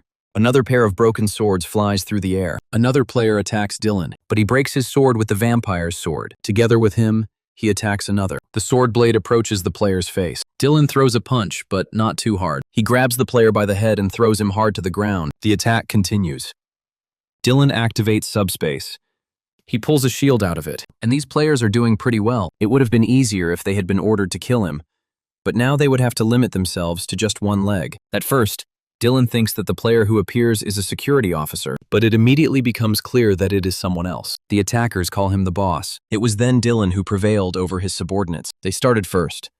Dylan uses his shield to defend himself from the sword. It's amazing how a newbie who didn't even have a profession was able to repel his attack. This is not enough for this dungeon. The player intended to do everything thoroughly, but it seems that one leg is not enough. He attacks again. Dylan covers himself with his shield again. This is nothing like the hooligans the player recently fought with. This player is superior to Dylan in everything, including fencing, and his blood-sucking sword has good stats. The remaining players are now sitting on the floor. It is unclear how things came to this situation. First, Dylan gets out of here. He pulls out a fire spear, and he throws it right at the long-haired player. Dylan is running. The player now has short hair. It wasn't a fatal blow. Dylan was simply holding back for no apparent reason. The player attacks again. He attacks with his sword but misses. Dylan has his fire spear at the ready. The player prepares to attack again. Dylan points the spear into the ground. This causes an explosion. The player swings the sword again, and again he hits the shield. He's swaying again. Dylan dodges. It looks like this player is not here to kill him. Dylan throws the fire spear again. This time everything around is filled with smoke. Before the smoke clears, Dylan looks for something to buy. Survival Instinct, a passive skill book. In all life-threatening situations, all stats are increased by 50% for 60 seconds, which is almost 20 billion. But you need it. Dylan receives a book. Acquired Skill. The player says there is no point in running away. You just need to surrender, although it looks like he has already given up. Dylan must completely disarm him within 60 seconds. The player prepares to attack. Suddenly, a woman appears between them. Dylan doesn't understand who he is. A woman breaks a player's sword with one glance. Then she swings the axe. The player is now lying on the ground. Dylan is confused by what happened. The woman greets him. She apologizes for being a little rude at their last meeting. It looks like Dylan has met her somewhere before. This is the girl who gave him an elixir of exceptional quality. He thanks her for her help. On the contrary, it is Eva who should apologize.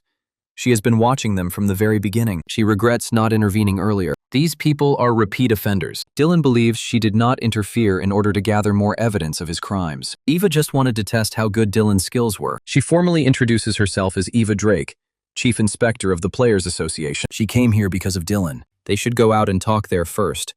But first they need to deal with these guys. Dylan asks if they have committed similar crimes before, as they are repeat offenders. There is no evidence.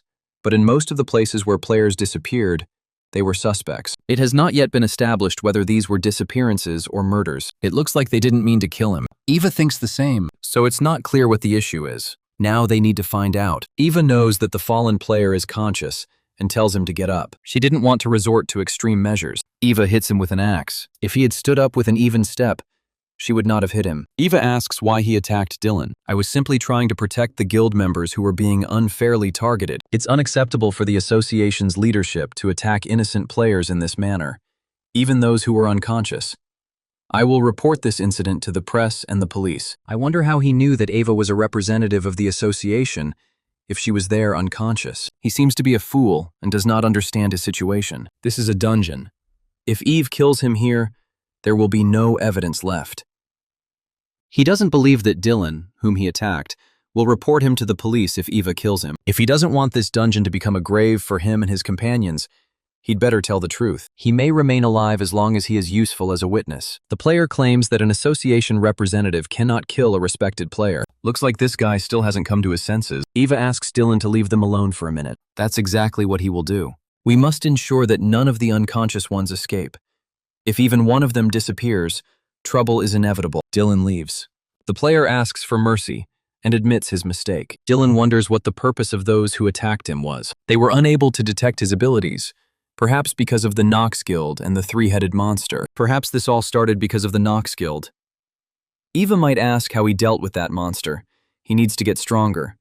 The Nox Guild will definitely not back down. Dylan believed that becoming a player would solve all his problems. Eva heard that this guy received an order from the Nox Guild. He was tasked with putting pressure on Dylan Kramer. Apparently, they were trying to lure him in by pretending it didn't concern him. Luckily, this time they managed to gather evidence and uncover his personal information, so they can now attack the Nox Guild. First, we need to get out of here. The player was arrested by the police. Eva asks Dylan if he has a minute. He asks why Eva was looking for him. She says it's because of the three-headed monster situation. Dylan asks him how he knew he was in a goblin dungeon. They've studied the records. They know who went in there and when. They have the right to request any information about the players if necessary. Dylan understands the situation with the three-headed monster very well, since he defeated it. It was an unofficial investigation, so Eva planned to secretly infiltrate the dungeon and assess its capabilities. But then the situation repeats itself. She apologizes again for not intervening immediately, so she wanted to evaluate her skills. Eva was convinced they were right when she saw the skills Dylan demonstrated at the end of the battle. That's why he killed the three-headed monster. Dylan asks if it was a crime to kill this monster.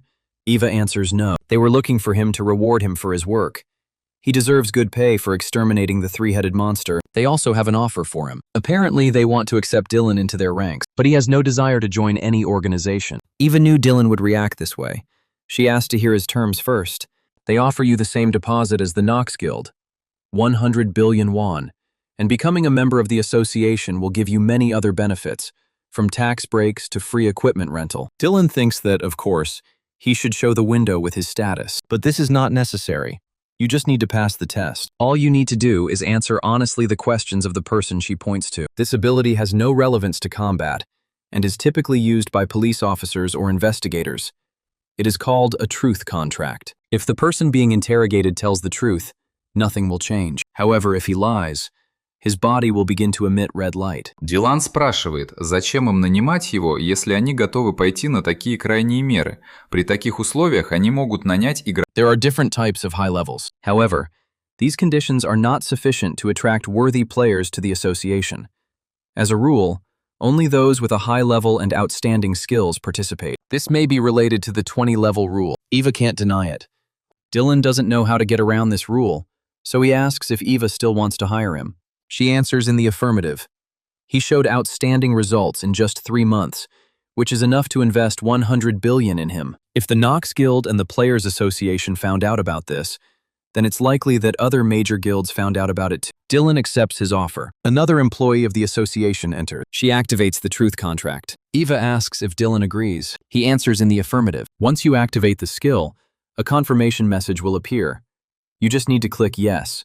For some reason, Dylan doesn't like this. The skill is activated. The employee who activated the device leaves. Now you can sit down and answer the questions. Eva asks him if he really woke up 3 months ago, and Dylan says yes. Eva then asks him if he knows how to bypass the level 20 rule, and he says no. Eva knows he is at least level 140, so she asks him why he is hunting in low-level dungeons. Perhaps I have some special talent. Eva says this question needs an answer. Eva asks if the reason she only hunts low-level monsters has to do with her personal skill.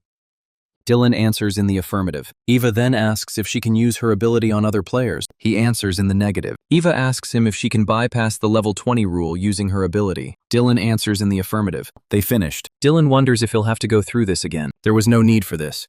Eva understood everything, and he was completely honest. To some extent, she expected it. But he really did have a special talent. Dylan thinks that Eva might have some special talent too. She can't say which one. But Dylan is right. She has one too. So he's not the only one. Each player's individual skills are unique and unrepeatable, and all players who possess this quality occupy high positions. Eva Drake was just one of them.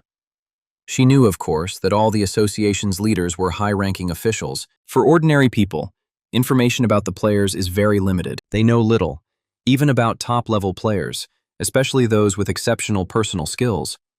All information is protected by national security laws. Dylan asks if Eve can tell him about it now, and she replies that it's because he has a personal talent too. Although he is right, she cannot divulge information about her having such abilities. However, this will not be a problem since they will be part of the same organization. Dylan did not say that he was going to join the association. From the moment Eva told him about her abilities, he had no choice. There is no need to pretend, because you will become a member of a government organization, not an association. Eva shows him the contract. The contract contains few obligatory clauses, and wages are guaranteed in emergency situations.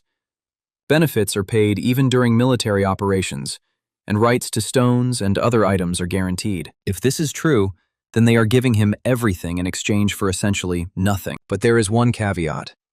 This is a lifelong contract, which means it can be called slavery. Dylan asks if the association's players accept these conditions. Eva says that, of course, they join the organization.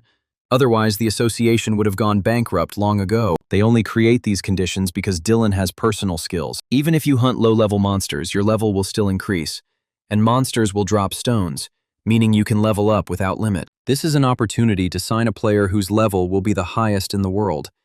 It would be foolish to spend money on it. It's not even clear for whom they are taking it, but this mistake turns against him, because there is some truth in it. Dylan asks if the contract term can be shortened a little. Eva, in turn, asks him if he knows how many people in the world have any personal skill. According to the government, we are talking about approximately 80 people. Before Dylan arrived, Eva was the only one in all of Korea who lived there. It turns out that this special ability is extremely rare. Eva understands that he is not happy with the length of the contract, but they cannot allow a player with special skills to be hired by another guild or even country. Therefore, they improved the terms of the contract as much as possible and changed its term to lifelong.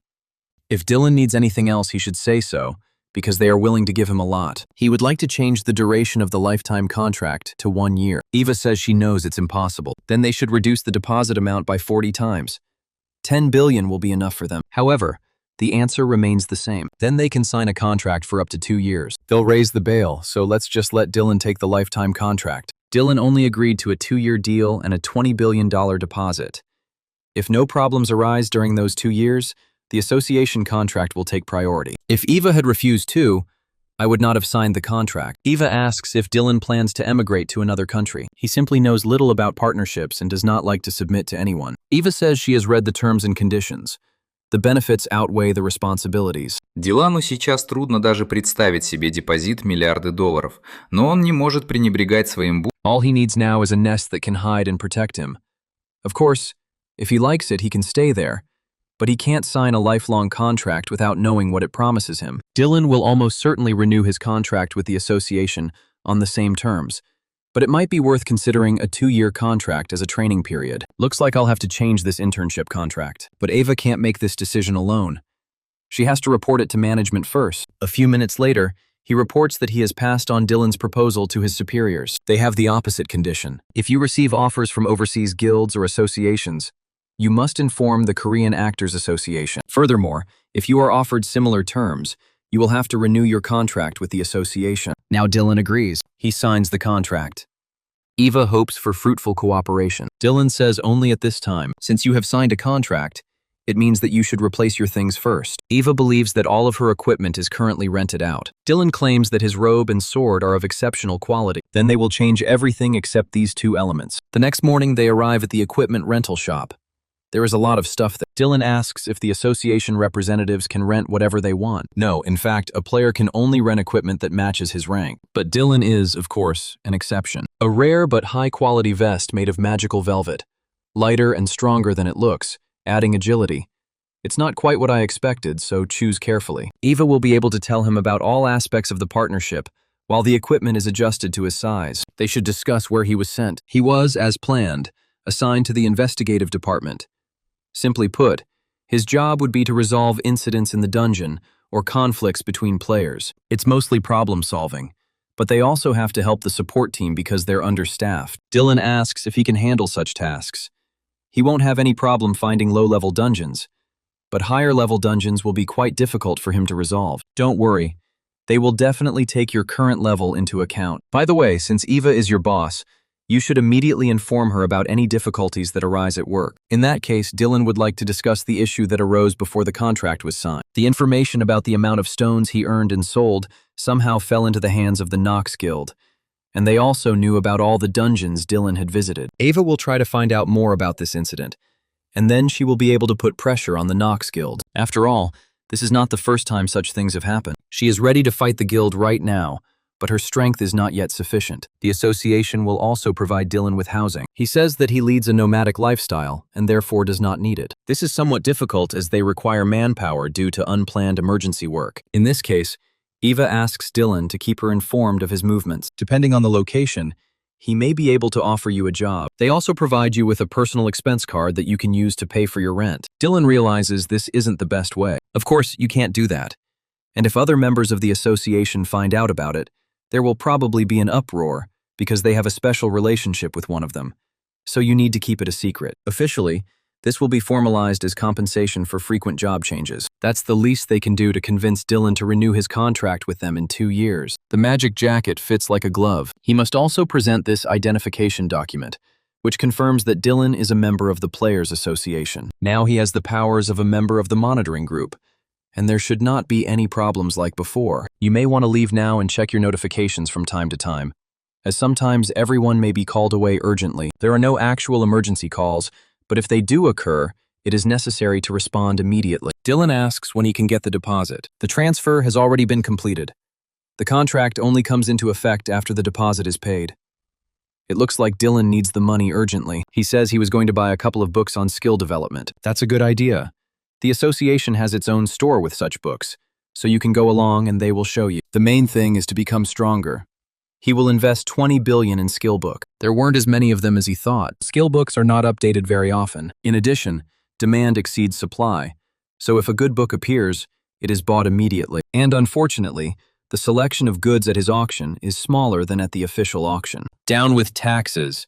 It seems that buying so many books is not very effective. Even if this is true, they will still find a use for themselves someday. This completes Eva's work. The car is insured, so let Dylan enjoy it. Regardless of the opinion of the president of the Players Association, 2 years is a rather short period of time. He's probably upset because he didn't get to sign a lifetime contract. Of course he's upset. They had to do it. Eva believes that the president was more concerned about money. Not at all. And in her case, the conditions have even improved. She is mistaken in thinking that since it is a lifetime contract, she will be forced to work for low wages. But that's how it was from the beginning. Если бы он не настоял, ему бы не предложили лучшие условия, и ему следовало изменить условия контракта с самого начала. There was no need to compare it to themselves. Eve's situation was new to them. If not for her, they wouldn't have known about the existence of this special ability. Therefore, she should have been treated better. But that's what they did. And they made a lot of concessions in the contract for Dylan, just the way she wanted. If she hadn't intervened, he would have been offered only a lifetime contract with a 100 billion won deposit. Eva says that if they hadn't, information about him would have leaked to the press, and foreign associations or guilds would have poached him. The president decides that Eva is threatening him by leaking information to other organizations. She only said that there was a high probability that it would happen. But the president had known her for a long time. If he knows her so well, he should understand what she is thinking. No need to pretend you don't understand. He should also change his 2-year contract. The president says this is impossible. If Eva hadn't objected, no matter the cost, they would have signed Dylan to a lifetime contract. What a scoundrel he is. He does this not for himself, but for the good of the country.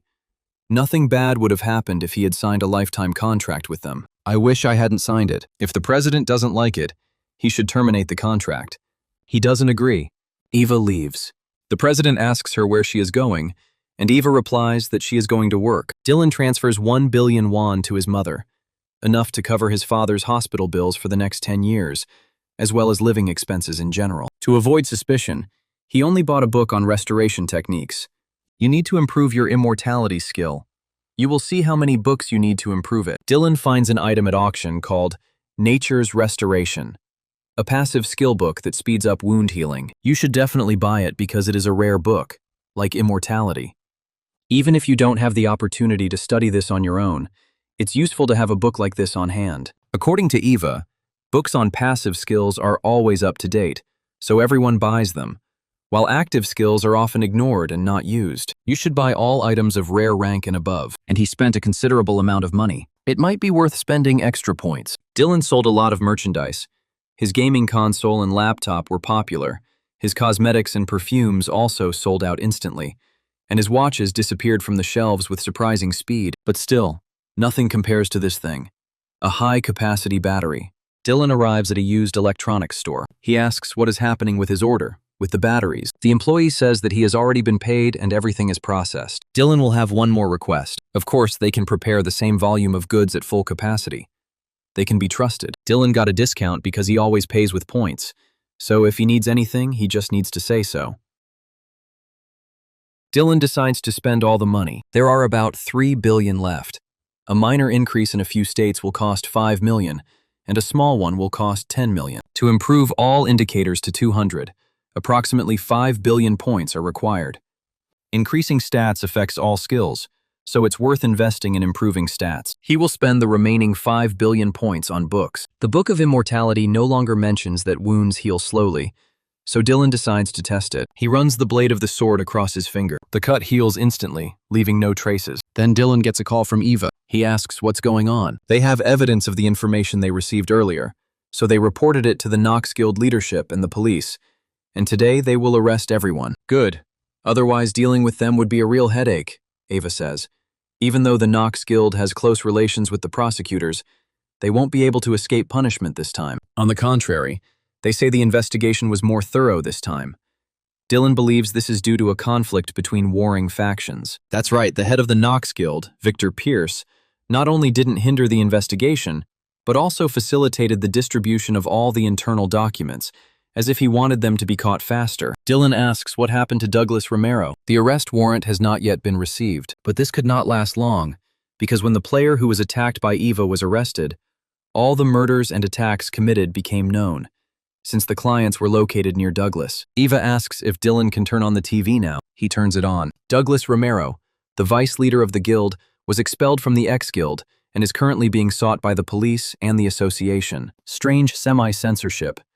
The name was published, but the guild name was not. He will not be able to avoid arrest. Now everyone, even those who were kind to Douglas, distanced themselves from him. Dylan thanks Eve for correcting it, and Eve apologizes for not doing it sooner. Later, he will offer Eve food as a token of gratitude. If these are not just empty words, then he will be waiting for your call. Dylan needs to find this book. This is the last one. He spent his entire deposit and studied all the available skill books. He ate so much that he simply couldn't help but develop at least something in himself. The passive skill, Book of Immortality, which previously had a unique rare level, has now been upgraded to a unique heroic level. He finally managed to get it to work. Dylan will not die unless his head and heart are damaged at the same time. If he does not die instantly, all wounds will heal, and his skills will be able to develop. However, he put so much effort into this book to achieve heroic status that he probably won't even mention legendary status. Now it's time to sleep. Tomorrow is his first day at work. The next day, Dylan meets with other members of the association. One of them repeatedly asked for a new recruit to be sent to them. And finally, it happened. The players know each other. This is Elliot Sterling. He suggests that Dylan wait here. If he's sent to a dungeon below level 100, have him go there with Paige Lee. He turns 25 this year, and, like Dylan, is around level 100. Dylan hopes they can work together. Paige says, "Of course." Elliot notes that he should have introduced himself properly, and for some reason he chose informal language from the start. Dylan looks younger than Paige, so it's perfectly normal for them to interact like that. It's natural because he's younger than her. If he is upset, She apologizes to him. He doesn't seem to like Dylan. Elliot claims she has no manners. It's all good, but Dylan is definitely not cut out to be the little brother. Paige probably didn't know it, but she was definitely older, turning 28 this year. Elliot says Dylan has a baby face, and he hears it a lot. Paige apologizes. As soon as a request is received, she will be able to go to the site immediately. Elliot wanted to assign Dylan to someone else, but the others hadn't reached level 100 yet. If he is sent to a dungeon of level 100 or lower, provided that his total stats are above level 200, then even if he acts alone, there will be no problem. Elliot shows Dylan his room. If you don't plan to put on gear, you can read a book or take a nap. Dylan wakes up. He slept for a long time, about 4 hours. Even if that's true, the pay is still good. Maybe I should just take night shifts and get some sleep here. Paige arrives at the scene and reports the call. Dylan is ready to leave. He asks what happened. A signal has been received about the appearance of a monster, whose level exceeds the dungeon level. Dylan asks if they can both be on the call. Paige replies that there's no need to send more people. They can handle it themselves. A level 780 werewolf has appeared in the level 60 horned turtle dungeon. No casualties have been reported yet, and no more are expected. This is probably because the difference is only 10 levels. In most cases, calls come from incidents in dungeons above level 50. This is probably because there are no security personnel there. Players who reach level 50 and receive their first profession usually get jobs as guards in low-level locations. And then, starting from level 50, there are no more guards in dungeons. The problems start with players who are used to being under constant surveillance. In various situations where there are no security personnel nearby, their survival skills deteriorate sharply, and this becomes a serious problem. Paige seems to find this funny. Of course, because this challenge will lead to an increase in his salary. In any case, the more tasks, the higher the salary. They arrive at the crime scene. Dylan thinks that finding the werewolf will not be easy. Paige tells him not to be surprised by what's about to happen. His skin becomes spotted like that of a predatory cat. Paige now has the paws, claws, ears, and nose of a predator. Dylan asks if she is a cat. Paige feels insulted. She is not a cat, but a leopard from the feline family. If Dylan hesitated, she would leave him behind. So let him continue on his way. Paige has achieved great success. After all, she uses 4 legs. They soon discover a werewolf. Dylan is surprised at how big it is, Paige says. It looks like a hunting dog, but their sense of smell is much better than a dog's. Paige climbs a tree, and the werewolf starts howling. Paige lunges at him. Dylan is impressed with his attack. Now the monster is dead. Dylan notes that the equipment is very versatile. Paige says that it couldn't be any other way, although it is expensive. Now we can go back. Suddenly Paige felt something. This werewolf is not alone here. Apparently, before his death, he managed to call his herd, and then a pack of werewolves appears and heads towards them. Werewolves look gigantic and very strong. They have red eyes. The other players run away from them, and Dylan asks if this happens often. Paige says it doesn't happen often, but it does happen. However, when this happens, the name and level of the dungeon changes. First, we need to deal with these monsters and prepare a report. Pages go first. Dylan turns on subspace. He pulls out a vampire sword, one of the most reliable weapons. The werewolves growl, preparing to attack. Paige chops off one of their heads with her giant paw. Dylan attacks the werewolves with a blood-sucking sword. Suddenly, a piercing howl is heard. Not at all like the roar of a herd. It seems to be the king of the werewolves. He is stronger than all of them, and with this howl, he calls other werewolves to serve him. Paige says she'll take care of it. It's a level 100 or 101 monster, so let's hope Paige isn't too reckless and there won't be any problem. The werewolves continue to attack. Dylan confronts them using a blood-sucking sword. It looks like everything will soon come to an end. In fact, the werewolves are being defeated one after another. Dylan is among the corpses, but it looks like his colleague isn't finished yet. All this time he has been fighting the werewolf king and continues to fight. This is truly a battle of the leaders, the strongest of the werewolves and the snow leopard. But it seems Paige is going through a tough time. The werewolf has hurt her, more than once. She might be worth helping, but the werewolves are still closing in on Dylan too. One of them looks simply gigantic and makes a terrifying roar. Dylan wonders what kind of magic this is. These monsters are gigantic, but not that big. Another werewolf is ready to attack him. While Dylan fights the pack, the werewolf Paige encountered wins and moves to kill her. He grabs Paige by the throat with his teeth and is ready to bite him. Dylan launches a fire projectile at the advancing monsters. The werewolf king still has Paige in his teeth. Now it no longer looks like a predatory cat, and blood flows from its mouth. Dylan attacks the werewolf king with a vampire sword. He lets go of Paige and Dylan picks her up. He asks her if she's okay, but Paige can't answer. Dylan uses his healing abilities. It's not entirely clear if it works, but it does seem to help wounds heal. The werewolf king wants to attack Dylan from behind. However, he cuts off its claws with his sword, and this monster is smart. First he faced Paige, and now he faces Dylan. Perhaps he sent his servants ahead to buy time. Now the werewolf king attacks Dylan. Dodge the vampire's sword strikes. The werewolf continues to attack. Then Dylan kicks him. The werewolf flies away a considerable distance. He howls again. This summons other werewolves, who immediately appear and surround Dylan. At first glance, the situation seems bad, but in fact, on the contrary, it is better. He will act step by step. Fire a magic projectile, ice projectile, fireball, and fire spear. Dylan uses all of these weapons at once, blasting the werewolves with multiple beams of different colors. You won't even need any potions. Dylan now uses a vampire sword. The werewolf king dodges lightning. He has great reflexes. Just as Dylan thought, this werewolf is not like the others. Dylan will attempt to dodge a rare ranged ability. An ice wall appears in front of the werewolf king. He realizes that it is too late to do anything. Now Dylan is ready to unleash all his weapons on the monster. He understands that the end has come for him. The ice wall explodes. The werewolf king has been defeated. Now Dylan will look at what items he dropped. The heart of the werewolf king is a rare item that allows you to transform into the werewolf king for 60 minutes. During the transformation, your strength, agility, and stamina are increased by 30%. After this time, these stats are reduced by 10%. This item must be consumed. This means that the appearance will change, and compared to the increase in performance, the cost of using it will be much more significant. First, we need to go back. Dylan sits next to Paige, who is now lying in bed. Elliot asks if he's okay. All external wounds have healed, but to be on the safe side, it's best to take her to the hospital. If it weren't for Dylan, something bad would have happened.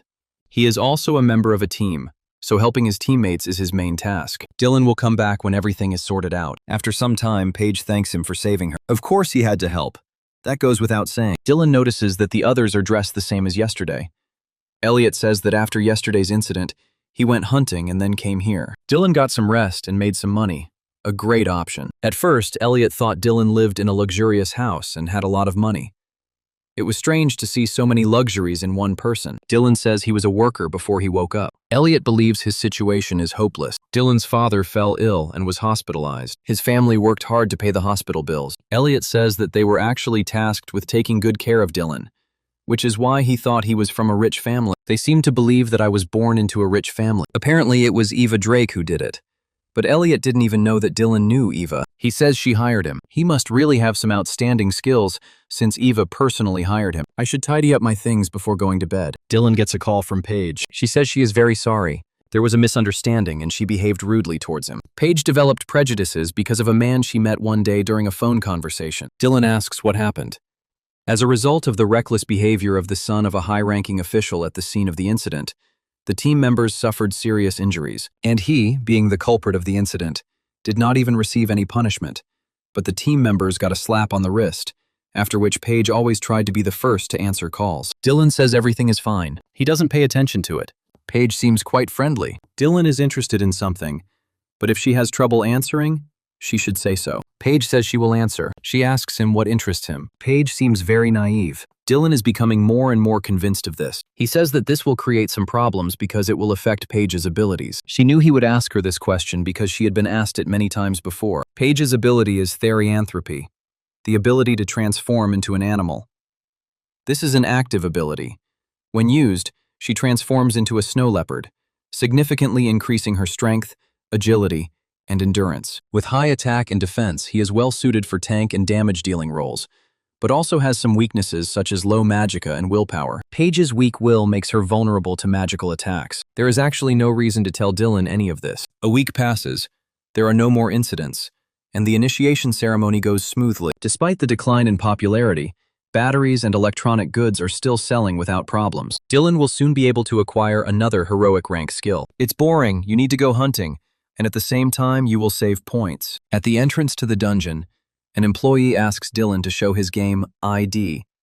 It turned out that she works in the association's supervisory department. The employee wishes him a good hunt. In the dungeon, Dylan encounters monsters with horns and white fur. He uses Firestorm. It's great that Dylan has mastered this skill. His interaction with the shield is simply amazing. In mid-level dungeons, this isn't as noticeable, but at low levels it would probably be considered cheating. Suddenly, Someone breaks Dylan's shield. The blade cut his shoulder. Good reaction. Dylan asks the player who hit him who he is. It's weird that Dylan doesn't know about this, but it happens. Of course, he is interested to know who she is. And of course, it is worth finding out at whose hands she will die. This is Douglas Romero. And until recently, he was the deputy director of the Knox Guild. He's considering taking his anger out on Dylan. Of all those who did all this to him, only him can Douglas take revenge. He's unlikely to get away with it if he does that. But Douglas says there's no point in shouting. I set up a barrier in advance to block out sound and line of sight, and Douglas doesn't look like a top-level player at all. He's more of a newbie who hasn't even reached level 50 yet. Dylan realizes that Douglas has faked the ID. The situation looks very bad, but Dylan doesn't have to worry about it because today Douglas will leave this country and will be able to live abroad under a new name. To be honest, Douglas initially considered starting with Dylan's family. He wanted them to feel the full pain of loss, but unfortunately, it is impossible to reach them by phone. Eliminating Dylan's guards and his family would be easy, but it would make it much more difficult for Douglas to leave the country. That's why he pointed the gun at Dylan when he entered the dungeon. If he had hidden the body well, it would not have been discovered for at least several days. His wounds are healing too quickly. It seems he has acquired considerable skill. Douglas knew Dylan was trying to buy time for treatment by coaxing him and telling him not to do it. But he is wrong in thinking that he can defeat Douglas even if he fully recovers. Dylan decides it's over. Douglas attacks. I didn't think Dylan could block his punch, but I was thinking about cutting off my left arm so that I wouldn't have time to recover like before. Dylan activates subspace. Rip out the heart of the werewolf king. Douglas was unaware that Dylan had received an item that allowed him to transform into another being. After eating a werewolf's heart, he turns into a monster. Dylan's situation seems to have improved significantly. He runs away. From a distance, he prepares to launch a fireball towards Douglas. Dylan begins. Douglas casually appears behind him and touches him with the tip of his sword. Dylan is wrong in thinking he can escape. Douglas grabs him by the hair. Dylan shifts sharply to the side. Light the fireball again. But this weapon has no effect on Douglas. Dylan then moves to attack him in hand-to-hand combat, but his giant paws struck the sword. Dylan still has hope that he can recover. Douglas swings his sword. Dylan dodges the blow with lightning speed. It hits the ground and explodes, as if it were a real explosion. He is truly amazing. Douglas asks if Dylan knows his nickname. He is the Sword of Lightning. Douglas threw lightning bolts at Dylan, causing him injuries. He cut his hand. If Dylan had listened to Douglas, everything would have ended differently, and Douglas would not have regretted giving him even more than 100 billion. Dylan is enveloped in a cloud of piercing rays. They inflict wounds all over his body. Maybe Dylan wants to tell Douglas how to get around the 20-level rule, or it would be interesting to know how he managed to become so strong in such a short time. If Dylan tells, Douglas might let him live. Douglas says he's wrong to think Dylan will believe him. Understandably, he doesn't even trust himself. But Dylan could have been given an easy death. Douglas stabs his sword into his back. It seems that regeneration is not the best assistant during torture. It's more of a disadvantage because Dylan will be experiencing all this endless pain, and the executioner won't have to hold back, especially a newbie like Douglas. It's too painful. Maybe I should tell him about his special abilities and beg for mercy. This psychopath doesn't seek revenge. He gets pleasure from tormenting Dylan. He just asks to kill him without saying anything. It looks like he'd rather die than be of any use to Douglas, and since he needs time to dispose of the body, he will do it carefully, as Dylan requested. Douglas cut off his head. Now you will need to assemble the remaining parts. Suddenly, the werewolf king's paw cuts Douglas from one end to the other. He doesn't understand how this is possible. Douglas falls to the ground. Dylan comes to his senses. Douglas is still alive. The sound and visibility blocking feature does not work. Dylan returns to his human form. His body continued to move even after his head was cut off. However, it is not entirely clear what he did with Douglas. No outsider should know about this. Even the Players Association would be in danger if they revealed this information. If it becomes known that Dylan killed ranker Douglas Romero, the association will question his level and abilities. Dylan lights the fireball. There is no need to reveal your secrets. Douglas's body disappears. Something else appears in its place. It turns out that items don't just drop from monsters. This is a fiery, lightning-based breath of fire, a heroic rank active skill. A protective electrical barrier forms around the user, enhancing all abilities and actions with lightning. It temporarily paralyzes the enemy's body and has no cooldown. Dylan is learning a new skill. Now it is surrounded by a barrier of rays. Activate the magic projectile. Now his power has increased significantly. This is a real scam. The level of skill has changed dramatically. Dylan defeated a player 100 levels higher than him and earned the title of First Rebel of the normal rank. He also defeated a player 200 levels higher than him and earned the title of First Rebel of the Rare rank. It turns out that titles are awarded to players too, and Dylan earned another title, First Rebel of the Heroic rank. I wonder if I could defeat Douglas now before I deal with him. Dylan needs to get even stronger. Additionally, you should refrain from using ranged abilities in combination with Lightning Breath, as it consumes too much magicka. A few days later, in a review of a game console Dylan had listed for sale, one user wrote that the seller seemed to be inflating prices lately, especially for high-capacity batteries. A battery of this type would last 2 to 3 days at best and cost 30 million points. The battery's energy is even less than that of a low-level gem. A user believes the price of a product should be lowered and is organizing a boycott. Starting tomorrow, they will ignore the product for a month. Those interested in joining can leave a comment. Several users join the boycott. A month later, Dylan looks at the inventory list and debates whether to buy Ancestral Art or Vampire Ball. He'd buy both if he could. But these are only a few points, and in total, they amount to 60 billion. Dylan will think about it tomorrow, but for now, he can watch TV. After all, today is his only day off this week. On the screen, the guild leader tells the player that he likes her and wants to date her. They show a battle with monsters. This is the same drama they filmed for the 20th anniversary of the disaster.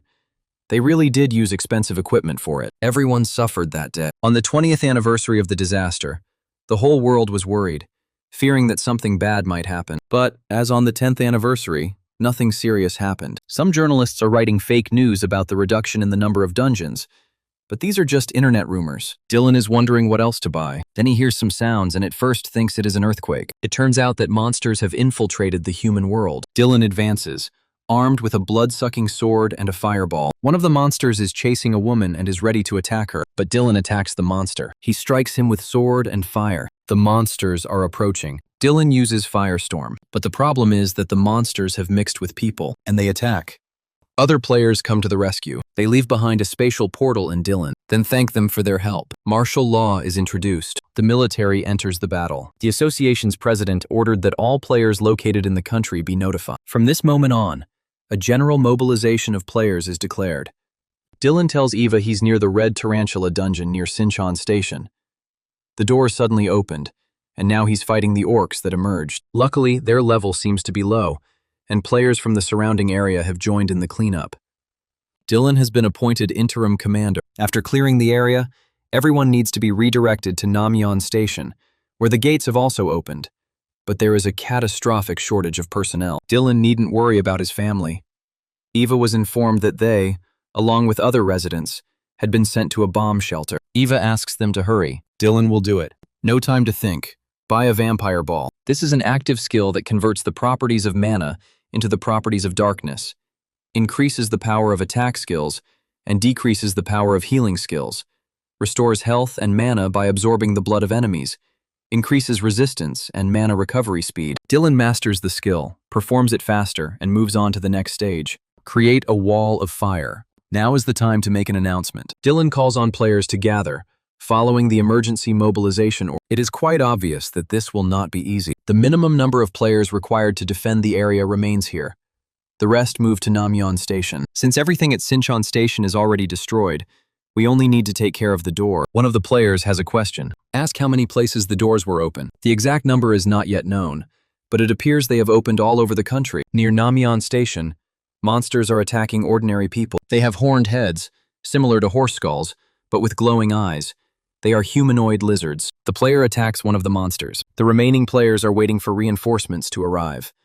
A wall of fire appears out of nowhere. She absorbs monsters. Reinforcements have arrived. The situation is serious. There aren't many dungeons here, so there aren't many players. It's time to begin. Here a giant monster appears.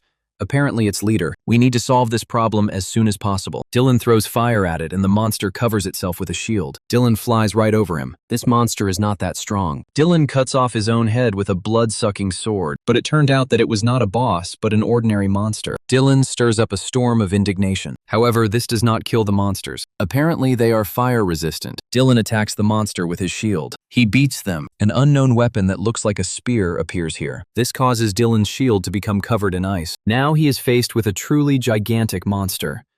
Apparently, he is the one in charge here. Dylan arms himself with a blood-sucking sword. 3 ice tridents hang above the Lizard King. Dylan attacks the monsters around him. He cuts them in half and uses the fire shield. The Lizard King spews out a breath of ice. It turns out he can use his ice breath even at this distance. An icy wave rushes towards Dylan. Now is not the time to save mana. Dylan uses Lightning Strike, but it doesn't seem to affect the Lizard King. The monsters are still ready to attack. Dylan must defeat them at any cost. There's no one here who can handle even the average crowds except him. If Dylan doesn't stop them, they're all finished. Lizards attack from all sides. It's a good thing they visited Dylan themselves. There will be far fewer problems that way. He attacks. An hour later, only the Lizard King remain. It's time to put an end to this. The monster attacks. Dylan dodges it and flies through the air above him. It's good that no one is standing in our way at the moment. Dylan touches the Lizard King's mouth and is struck by lightning. Half of the monster's head was blown off by the explosion. Eventually, he is defeated and cut in half. But it's not all that bad. I just hope this monster drops something cool. This is weird. White Lizard King's Ice Breath. Rare quality. Active skill book. Mana consumed during use. Pretty good skill. Can be useful. Dylan feels his strength and mana slowly returning.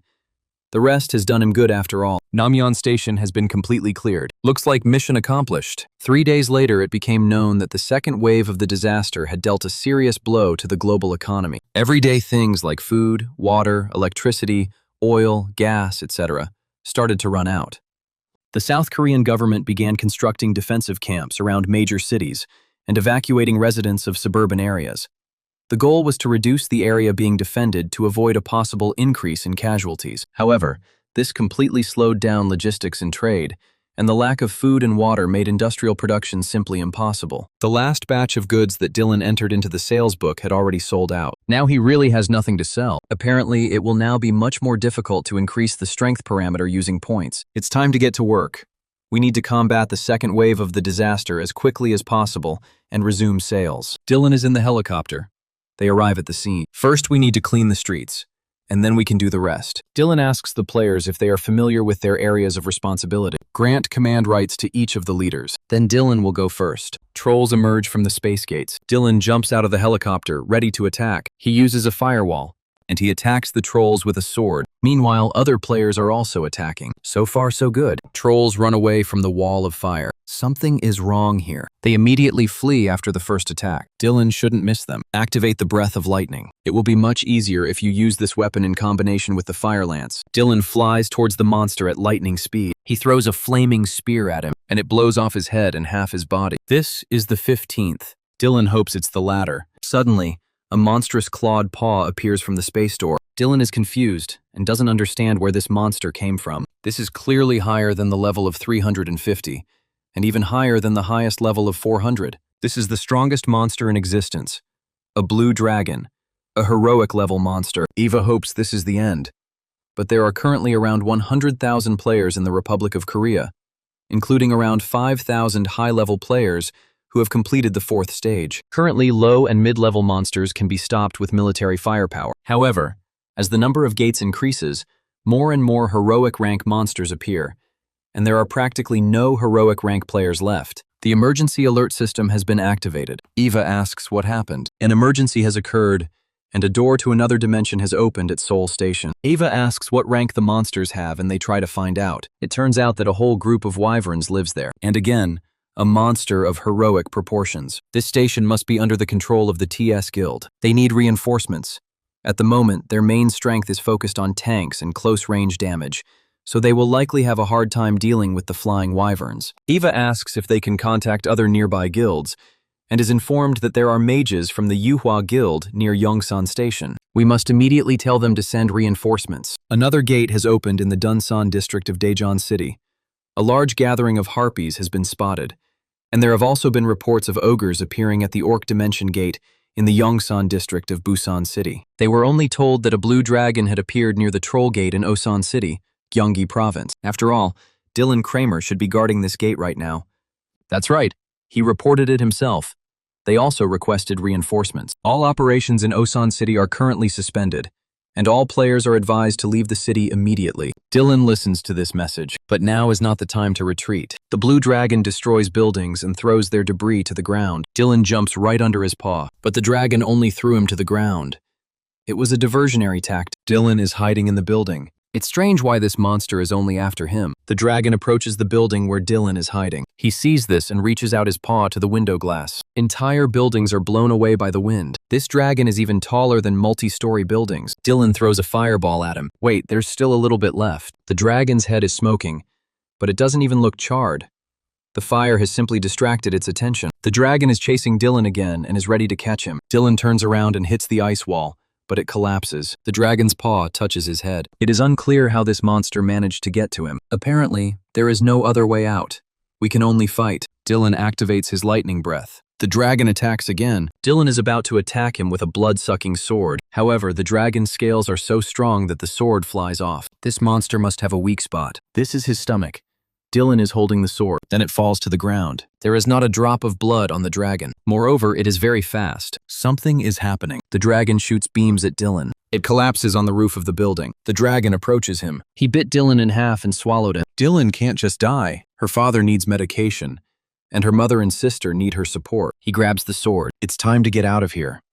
Dylan plunges his sword into the dragon's belly. It seems that parts of his body are gradually beginning to regenerate. The passive skill, Book of Immortality, has been upgraded to a unique heroic rank. At this rate, Dylan will never get out of here. It begins to tear apart the dragon's flesh with its teeth. Eve is informed that Dylan Kramer is apparently dead. She doesn't understand how this could have happened. After all, she gave the order to leave the city immediately. Dylan was in charge of closing the interdimensional door and was very close to the blue dragon. After Ava announced an emergency evacuation, she attempted to return but was apparently unable to leave the city. Eva asks if they told their family about this. There has been no official statement regarding his death yet, but a list of the deceased players has already been published. His family probably already knows. Dylan continues to try to escape from the dragon's belly. Finally, it stopped losing power. There was a lot of blood flowing here. Looks pretty good. However, something is wrong again. It looks like Dylan won't be able to cut the peritoneum. He keeps trying. The dragon lets out a painful roar. The players are confused about what is happening to him. Blood begins to flow from the dragon's mouth. It demolishes the building with its tail. It almost fell on the player's shoulders. By this time, Dylan's arm had recovered, and he seemed to understand what needed to be done. Here it is, a blood vessel. Dylan activates the fire sword. He cuts the glass. The dragon's roar is heard. There is very little time left until full recovery. Dylan finds the dragon's heart. He stabs him with a vampire sword. Dylan stabs him in the heart again and again. Eventually, it falls to pieces. Here, Dylan discovers that all that remains of his sword is a stump. The passive skill, Book of Immortality, was upgraded and renamed from Unique Heroic Rank to a higher rank. The active skill, Lightning Breath, was upgraded to Heroic and Unique Heroic Rank. And then, Lightning Breath was renamed to Thunder Dragon's Breath. It turns out that not only the skill level changes, but also its name. Dylan tracked down only one high-level monster, the level difference of which exceeded 200, and received 2 titles of the Best Destroyer, Rare and Heroic. He single-handedly hunted down the first-tier heroic rank monster known as Blue Dragon Ren, and earned the heroic title of Blue Dragon Slayer. A rare vampire blade has been restored and upgraded to heroic rank, renaming it the Blood Destroyer Blade. A magic item appears. The Heroic Thunder Dragon Scale passive skill book greatly increases physical strength and stamina, and also increases resistance to electrical charges. The dragon continues to move, but little by little his movements slow down. He falls to the ground as if he had died unexpectedly. One of the players thinks that the dragon is sick. The girl had never heard of a blue dragon being sick, and suddenly another player notices the man. It is located where the dragon was. After such a hunt, it wouldn't be a sin to take a break.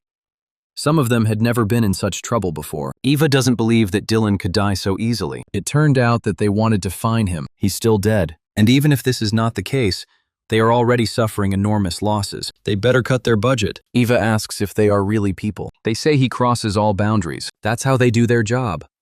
They probably do the same thing if Eva were in Dylan's place. They ask him to calm down. That's all that is required of him. An emergency message has been received. Eva asks what happened. The blue dragon is dead.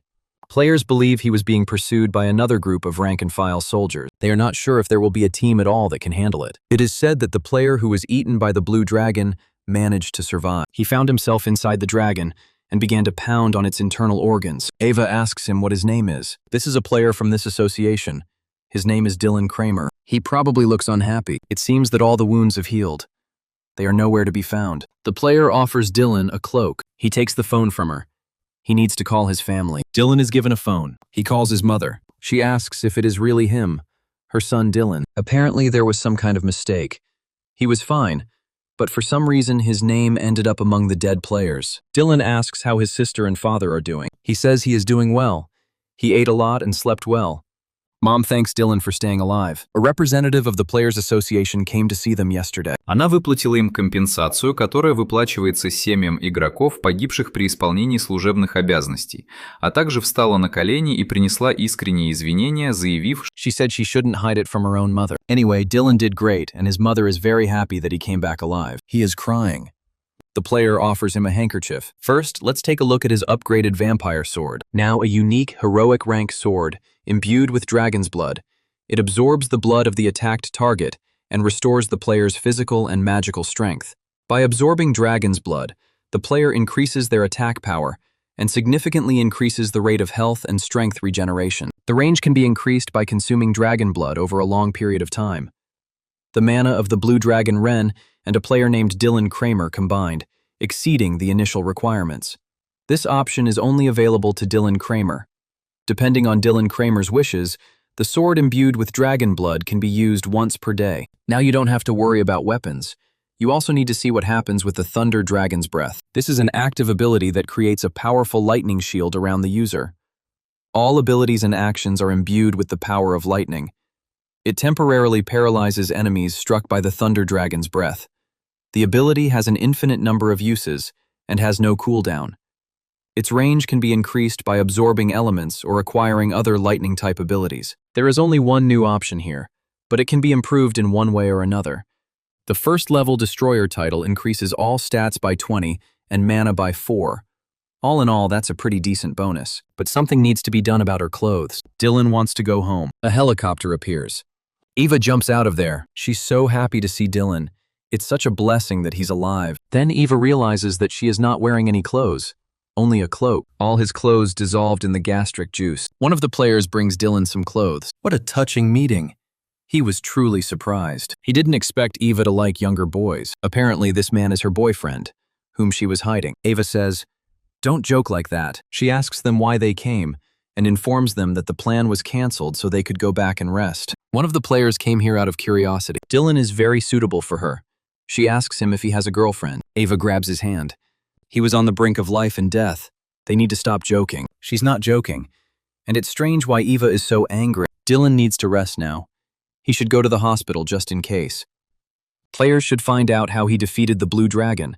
It seems like it will interest everyone. This is a suitable example. Eva suggests taking Dylan to the hospital first. His helicopter will be used for an emergency evacuation of Dylan. Eva rises into the air, holding onto her hand. Interestingly, he hunted the Blue Dragon alone. Judging by the way Eva takes care of him, he's probably an unusual player. She will ask Dylan about this later. User McFern has no new items to sell, and more than 15 days have passed since user Renfro's spare battery died. McFern is forced to take control of the situation and sell his spare batteries. One user considers capturing McFern and asks if anyone knows what dimension he's in. It's unlikely he has enough points to forcefully open the dimensional portal that previously disabled the battery, simply because it costs 30 million points. Even if McFern's location is known, the user doesn't have enough points. Most likely he should capture the dealer Dylan Kramer. But less than a year has passed since his activity. That's the protection period, so the portal won't open. Dylan Kramer has a low level, so he doesn't see posts here. Now that I think about it, it seems like that idiot McFern is acting this way because he's jealous of Dylan's success. McFern's main products were hobby goods. It turns out that when Dylan first appeared, McFern's sales plummeted. In other words, this guy was deliberately inciting a boycott to stop Dylan. He might even have filed a complaint and gotten him removed. They will boycott and complain about the products McFern sells. This scoundrel was playing with them. McFern writes that the boycott began with good and sincere intentions. He couldn't have done it if he had mistaken this newcomer for a competitor. Other users write that a much stronger movement is needed to solve the complaints problem. It was clear that this would happen. Korea suffered enormous damage. However, having suffered significantly less damage compared to other countries, the country avoided a second disaster. South Korea has rebuilt its destroyed infrastructure and begun research using newly acquired monster corpses and mana stones. There is some instability in society, but in any case, everything is starting to return to normal. Dylan arrives at the store's warehouse. There is plenty of stock here. Fortunately, your store was not damaged. After the power supply was restored, the first thing to do was charge the batteries. Dylan decides to buy everything. The supply is still low, so the price will likely continue to rise. A notification appears about the completion of the transaction. That's why it's up for sale, even though the price has gone up. Another deal has been completed, so it looks like the price could go up even more. A few days later, Dylan returns to the store. The employee only asked for the amount of goods that he usually buys, so there is nothing else. He will then immediately place an additional order upon learning that the plant has resumed normal operations, and this will not interfere with the production of goods. Meanwhile, the store employee will immediately transfer the goods to another department. If Dylan leaves his contact information, he will be contacted as soon as the item is back in stock. He says he will be back tomorrow. This is an ideal option for direct interaction with the plant. Dylan called them before the second cataclysm, but they hung up, saying they didn't do personal business. He called again and promised to make a large order, but was told that they only accepted orders from corporations. Dylan is considering whether he should register as a business owner and buy a warehouse, or I should open an electronics store. Choose the second option.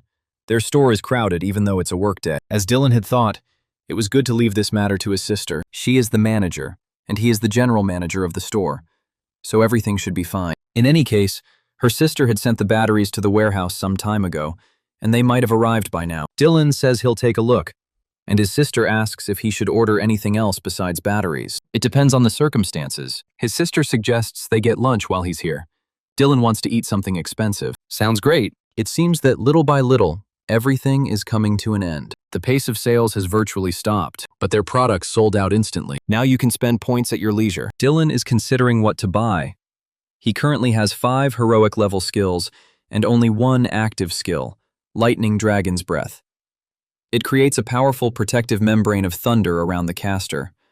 All skills and actions are enhanced by lightning. The skill temporarily paralyzes enemies. The skill has no cooldown, and it can be upgraded by consuming thunder-based skills and items. If you think about it, this is the only offensive skill that also deals damage to points and has the ability to continuously attack. You need a skill that can be activated freely, or a skill that allows you to move around in space to avoid dangerous situations. Dylan will buy both. Compared to passive skills, active skills are cheaper. The ability to travel in space is quite expensive, $700 million, but it is worth it. It seems that teleporting another person is only possible after reaching heroic rank. It has a lot of flaws, but it's still pretty good and convenient for reading product reviews. Flicker is an active skill book that allows teleportation within the user's line of sight. Energy consumption depends on the distance traveled. Teleportation to areas with unstable or excessively dense mana flows is impossible. This is the best option, though it costs 40 billion points. It might be worth testing this skill in practice. Dylan turns on the blinking light. This teleports him to the other end of the warehouse, which is a really useful ability. Later, he will conduct tests on long-distance teleportation. Dylan looks at the product list again. Skills of the elements of fire, wind, ice, thunder, etc. There is no ideal option. Here you see the active skill book, Heroic Rank Black Lightning, which fires a powerful bolt of lightning at the target while consuming both mana and stamina. It's a dark elemental skill. Reviews say this skill is 3 times more powerful than skills that only use mana. Be careful though, as it uses both stamina and mana, potentially draining you unexpectedly. If you're short on mana, you can compensate with resistance. Dylan buys a skill, which is absorbed by the active skill, Lightning Dragon's Breath. As expected, it can absorb even dark element characters. Dylan hopes that everything will change as he expects. It worked. Even the protective membrane that absorbed mana and activated automatically changed in such a way that it could be controlled. Dylan goes underground. There he fights with crocodile bats, activates the black beam. After Dylan used all his points, he feels better. After 5 hours of hunting, he earns the title of Heroic Crocodile Bat Hunter. That's enough for today. Return to your store. Her sister hasn't left yet, and apparently Dylan was on the hunt this whole time. The batteries are stacked in the warehouse. You can go and have a look. 30 minutes later, Dylan's sister still hadn't left. Dylan suggests walking home together. Sister needs to talk to him. Dylan understands why she waited. This is what happened the moment he was declared dead. Mom fainted after learning of Dylan's death and cried for days after waking up. The real problem came after that. Notice of loss of leased equipment and penalty for breach of contract. The sister protested more than a dozen times, but each time she was told that there were no legal problems. There was only one way out: to file a renunciation of the inheritance. She consulted a lawyer, but he told her there was no other option but to file a complaint.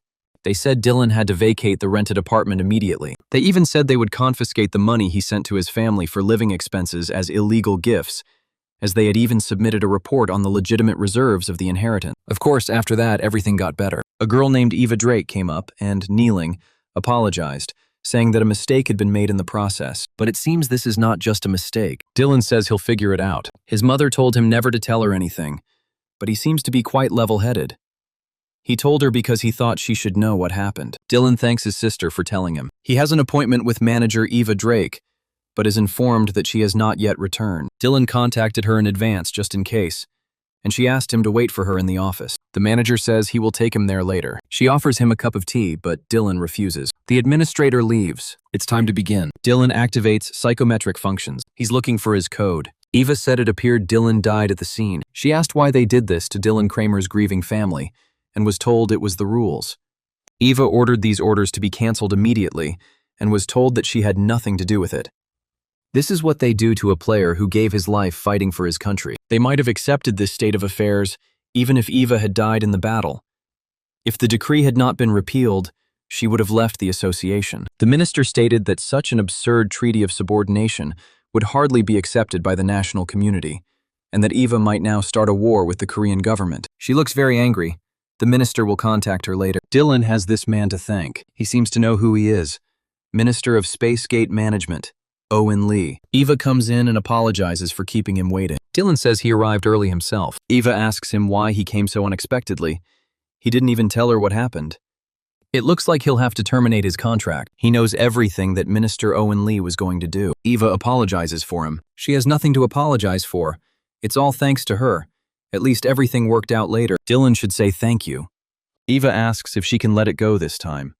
She will definitely change the rules so that this does not happen again. There is one thing Dylan wants more than anything in the world. He would like to meet the minister personally and receive an apology. The minister finds out about this and is furious. This insolent man only acts in such an important and impudent manner because he has this unique ability. It seems he doesn't understand the world because he is still young. The minister was simply carrying out his duties conscientiously. They should immediately lodge a protest. True, Owen Lee was simply trying to do his duty according to the rules. It's unclear why he should apologize to such an impudent person. After all, he didn't do anything. Owen was generous, but Dylan is arrogant, ignorant, and has no sense of decency and needs to be taught a lesson. Owen asks how he can do this. This news even reached high-ranking officials, so it is unclear how he will be able to teach Dylan a lesson. His subordinates have no plan, but they chatter. Owen tells me to tell Dylan to come here quietly. He's not going to go to this insolent man's house to apologize to him.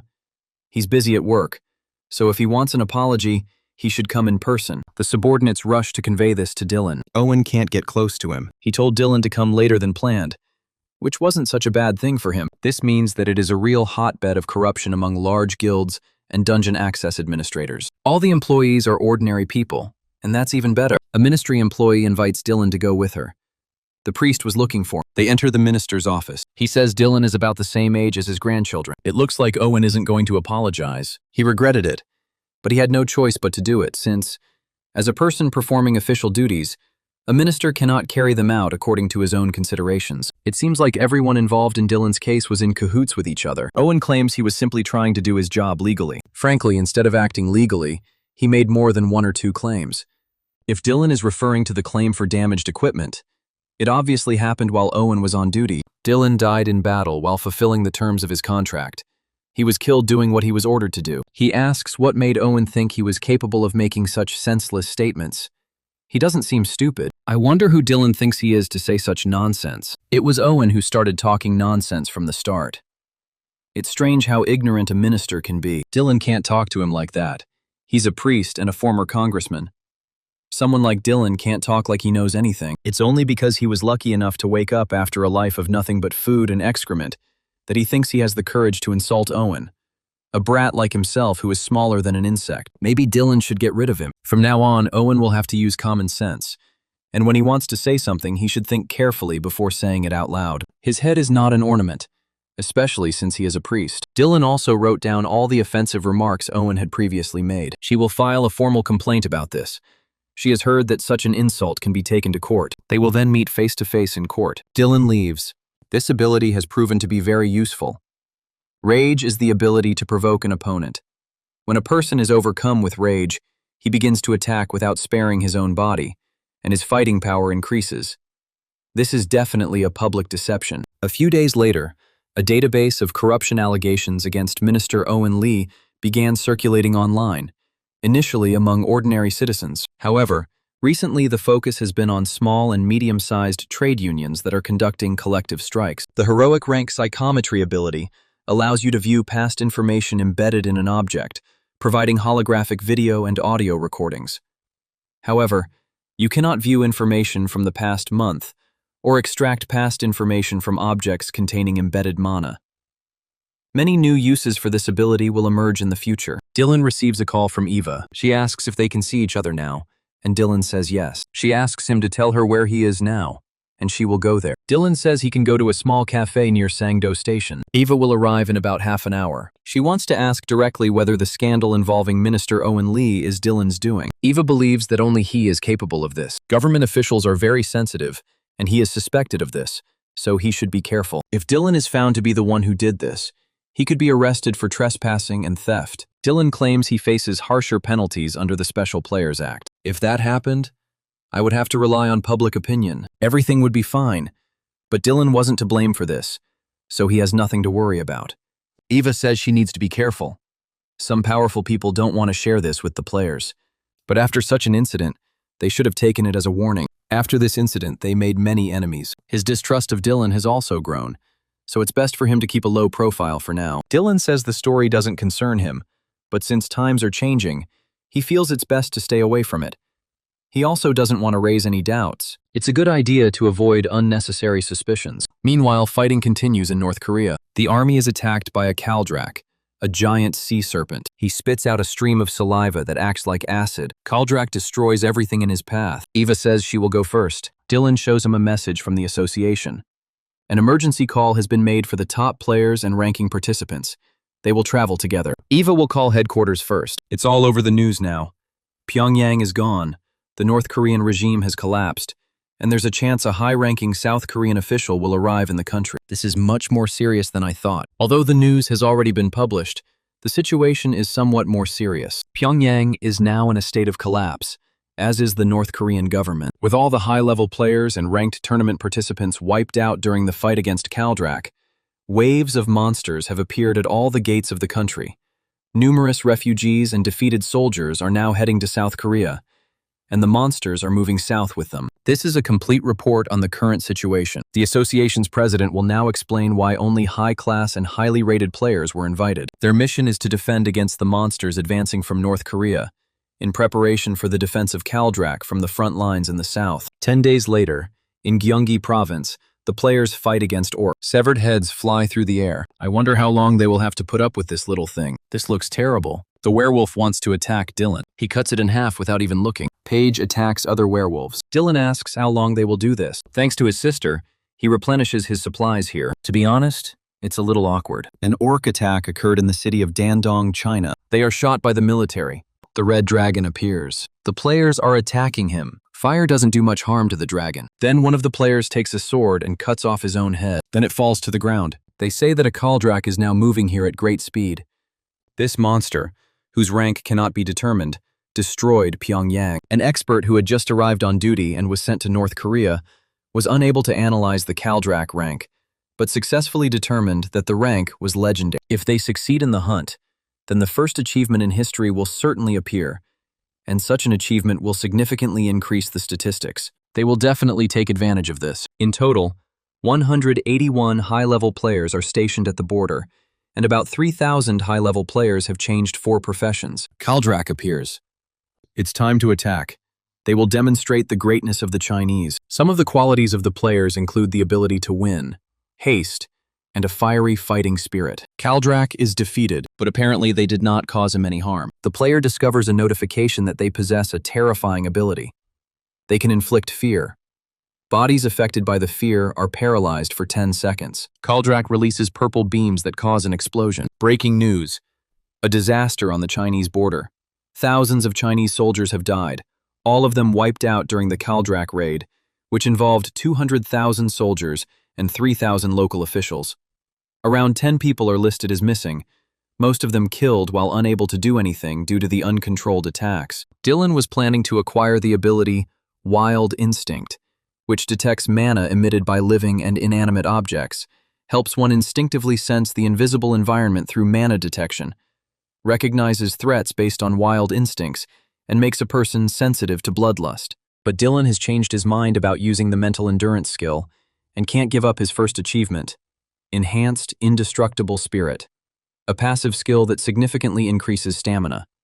The skill's effect increases depending on his spiritual strength. There are only 2 hero rating options available, but the reviews for this skill are quite good. Dylan gains the ability Unbreakable Spirit. He's looking into it, but it seems little has changed. Dylan later decides to test this ability in an experiment. There are a lot more volunteers here than I thought. Most of their explanations are pretty simple.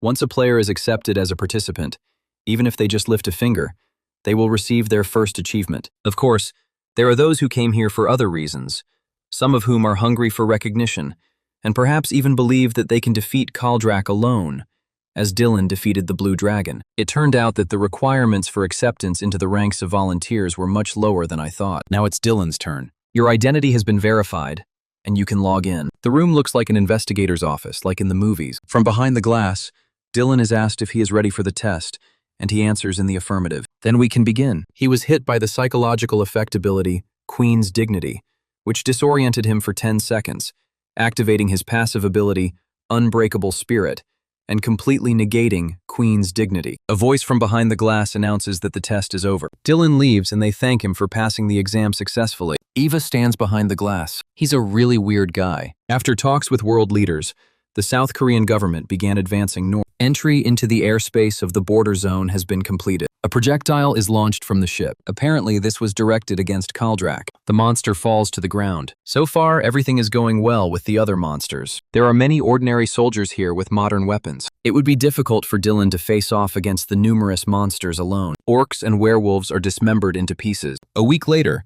China decides to attack Kaldrak on its own. It is necessary to mobilize the high command in Beijing as soon as possible. But perhaps this is too hasty a decision. If another legendary rank monster like Kaldrak appeared in Beijing at this time, it would be too difficult for local players to fight the snake. But if high-ranking officials from every local government body are involved, and not just some mafia, then it is certainly possible. But attacking Kaldrak is really difficult.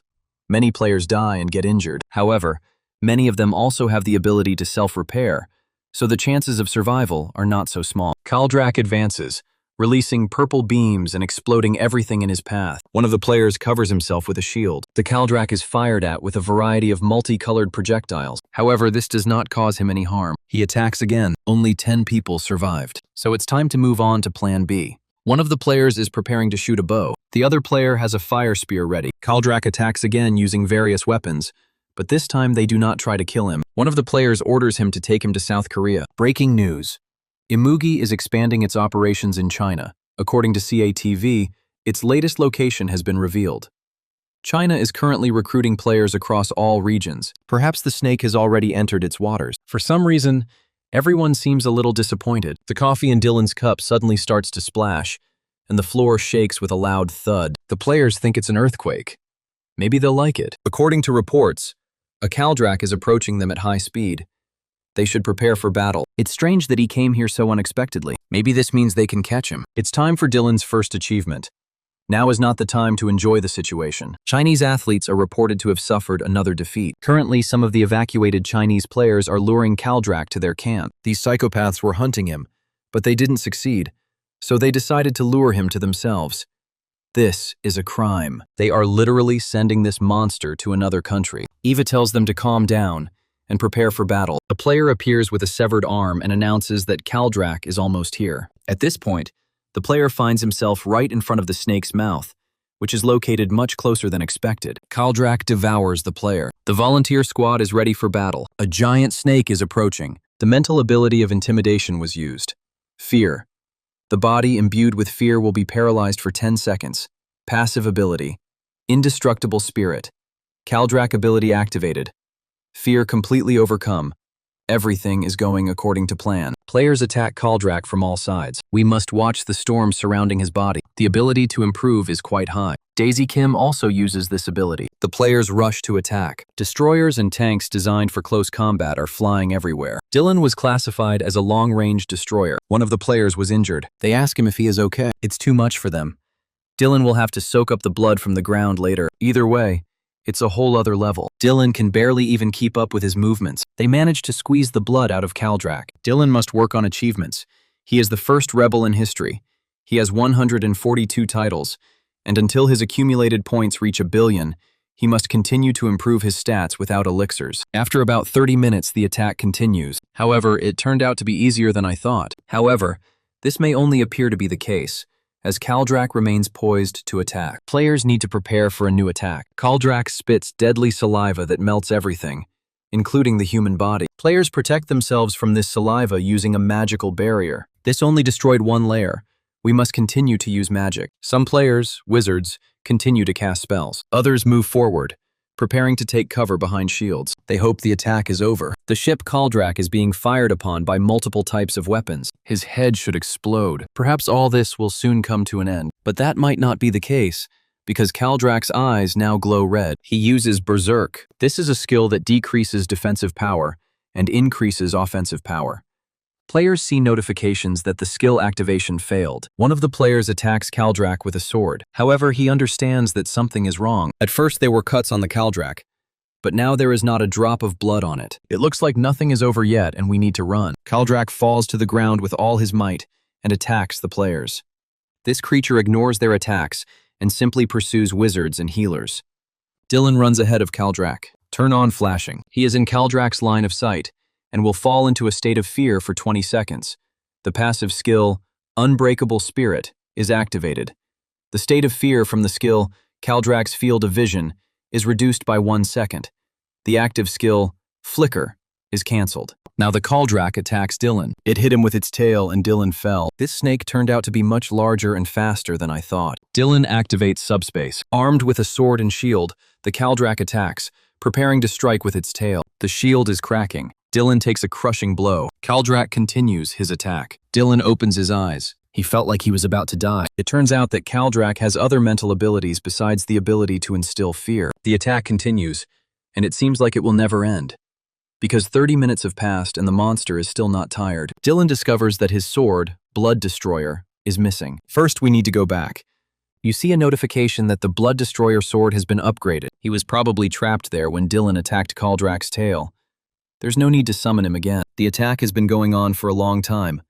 Kaldrak is covered in his own blood, and the further he advances, the more damage he manages to inflict. It looks like the winner has already been determined. Dylan receives another notification that the Blood Destroyer sword has been upgraded. Apparently this happens because it drinks the blood of a legendary monster. Kaldrak's strength is waning, and one of his horns is severed. He is losing more and more blood. However, it is quite clear that he does not intend to give up. Kaldrak fires another wave of slime, but it misses its target.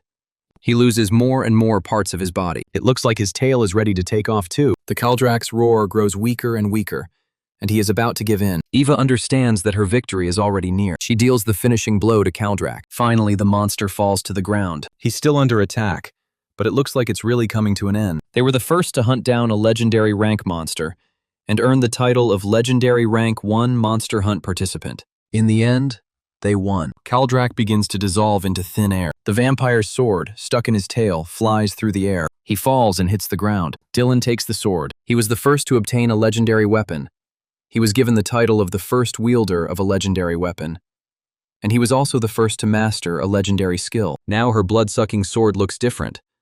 I wonder what has changed in it. The Blood Destroyer sword restores the wielder's stamina and mana by absorbing the blood of an attacked enemy. If the absorbed blood is from a dragon, attack power increases, and the rate of stamina and mana regeneration is dramatically increased. Constantly absorbing dragon blood allows for growth. The mana of the blue dragon Kaldrak and player Dylan Kramer has exceeded their original limit. If the ability is used by anyone other than Dylan Kramer, the option is not activated. At the player's discretion, Dylan Kramer, Sword of the Blood Destroyer, can be summoned 3 times per day, and dragon blood can be used. This is an active skill. You can use flying claws made of dragon blood. It can only be activated with dragon blood. To activate this skill, Dylan must be holding the Blood Destroyer sword. Now it's clear why he needed to get the first 3 achievements. He didn't even know that there was such a thing as achieving a unique rank, which meant that there had to be other players besides him who had unique skills or characteristics. They did a good job. Dylan is the one who participated in the first legendary rank raid. He took first place and all his stats increased by 10. It's incredible that he's in first place, thanks to the Blood Destroyer sword stuck in Kaldrak's tail. It will be interesting to see how the goods will be distributed between them. Typically, they are paid in cash based on their contribution, but revealing Dylan's investments will only bring him losses. Don't be guided by greed. Following the defeat of Kaldrak, the first of its kind in human history, the world's attention was focused on Korea. The list of players who participated in the raid and the hunt itself was ranked, but it undoubtedly sparked curiosity and the question of what items or skill books Kaldrak left behind. However, the Korean government kept everything related to the raid secret, including the list of participants and the search process, as well as all seized items and books. The government, through its spokesperson, stated that it had decided to keep all information about the raid secret, considering the possibility of information about prominent participants leaking to other countries.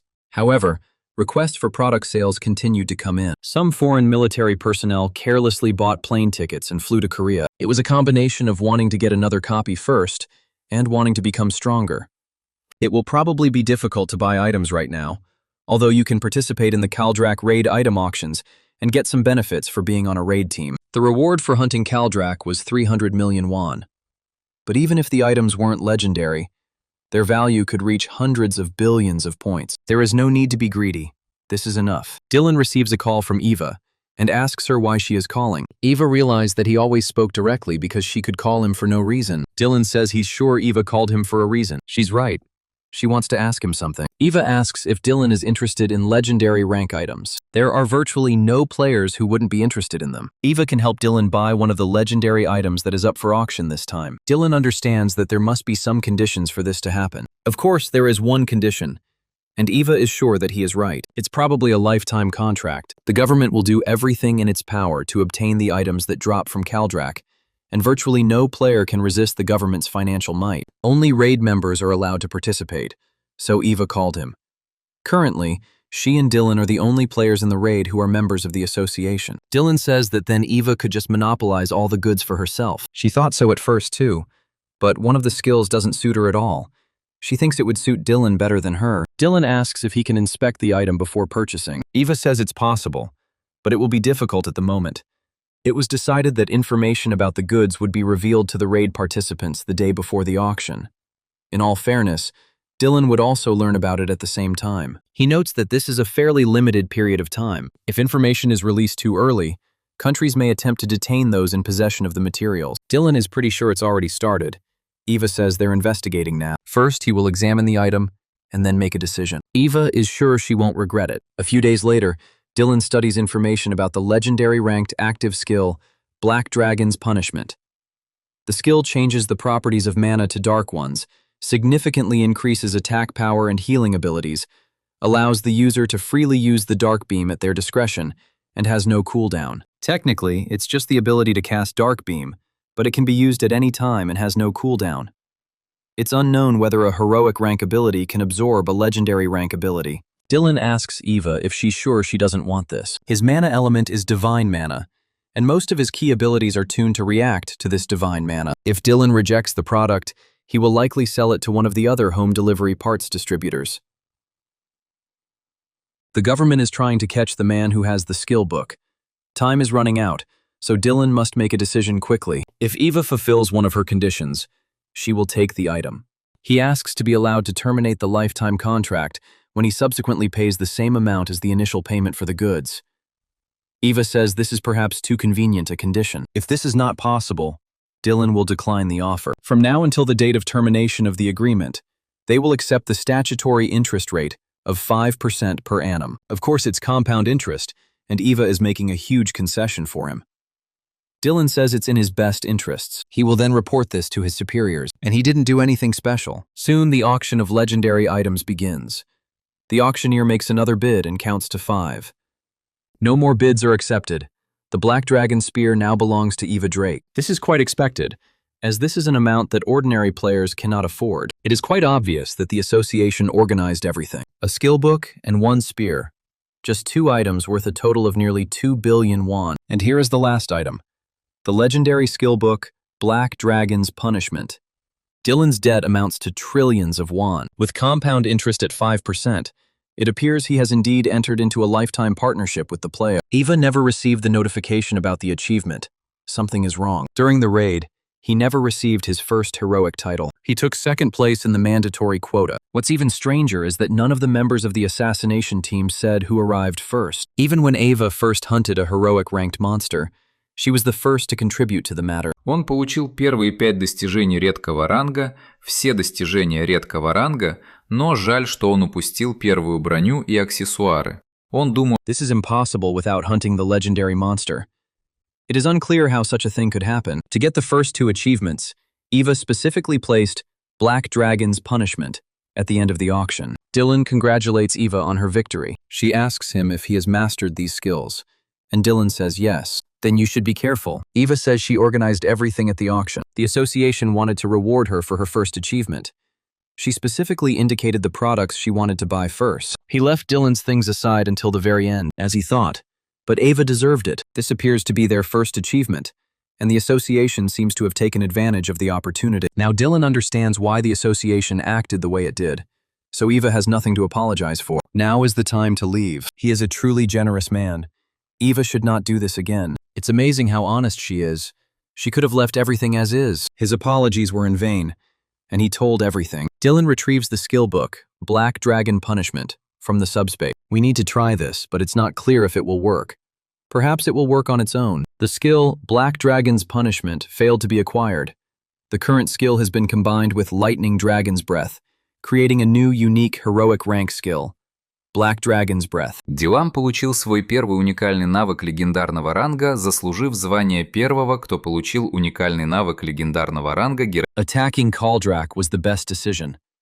Dylan gained control over 450 states. Black Dragon's Breath converts mana into darkness, greatly increases offensive capabilities, and greatly decreases healing capabilities, consumes health and mana, causes black lightning and thunder, temporarily paralyzes enemies hit by Black Dragon's Breath, has no cooldown, can be upgraded by collecting lightning-related abilities and items. Now is the time to put this skill to the test. Dylan attacks the monsters with a black beam. She dissolves them. A new group of Cyclops advances. Dylan activates the black beam again. The monsters are disappearing too quickly. Looks like a wyvern dungeon or something. Sometime later, Dylan receives a message from Eva. She needs to talk. She asks him to call as soon as he receives the message. Eva asks if he is in the dungeon. Dylan answers in the affirmative. Eva asks if Dylan would like to go to the cave in the northern region. They only have a few people they have captured in North Korea. Eva wants Dylan to do her a favor and help her fight the monsters in the region. For emergency services employees, the rate is doubled. Players can kill monsters below their level without any problems. Of course Dylan will help. Besides, he owes his whole life to this association. Eva thanks him. They say they will send a helicopter. It will arrive any minute. This is apparently very important. Eva says there are many other dungeons there. While this is not a reason to demand an urgent call from the player, it may take some time. Dylan promises to do everything in his power. In 2 weeks, he will arrive at his next hunting ground in North Korea. The accumulated number of points has exceeded 300 billion, and access to the mercenary system is open. Dylan didn't even know it was possible. It shoots a black beam towards the monsters. Nothing has changed in the status window. Dylan opens the list of mercenaries. There's even a heroic rank. Heroes possess strong defensive and offensive skills. If the employer's instructions seem unreasonable, the mercenary can terminate the contract and leave. The employer can terminate the contract if they believe the mercenary is not working in good faith. If the contract is terminated, the number of points spent will depend on the time spent working together. Heroic rank mercenaries earn at least 600 billion points in just 2 hours of work. Interestingly, this is a rather rare area of distribution. One of the players, named Milena, is said to be a knight-class mercenary with strong ground and aerial combat skills.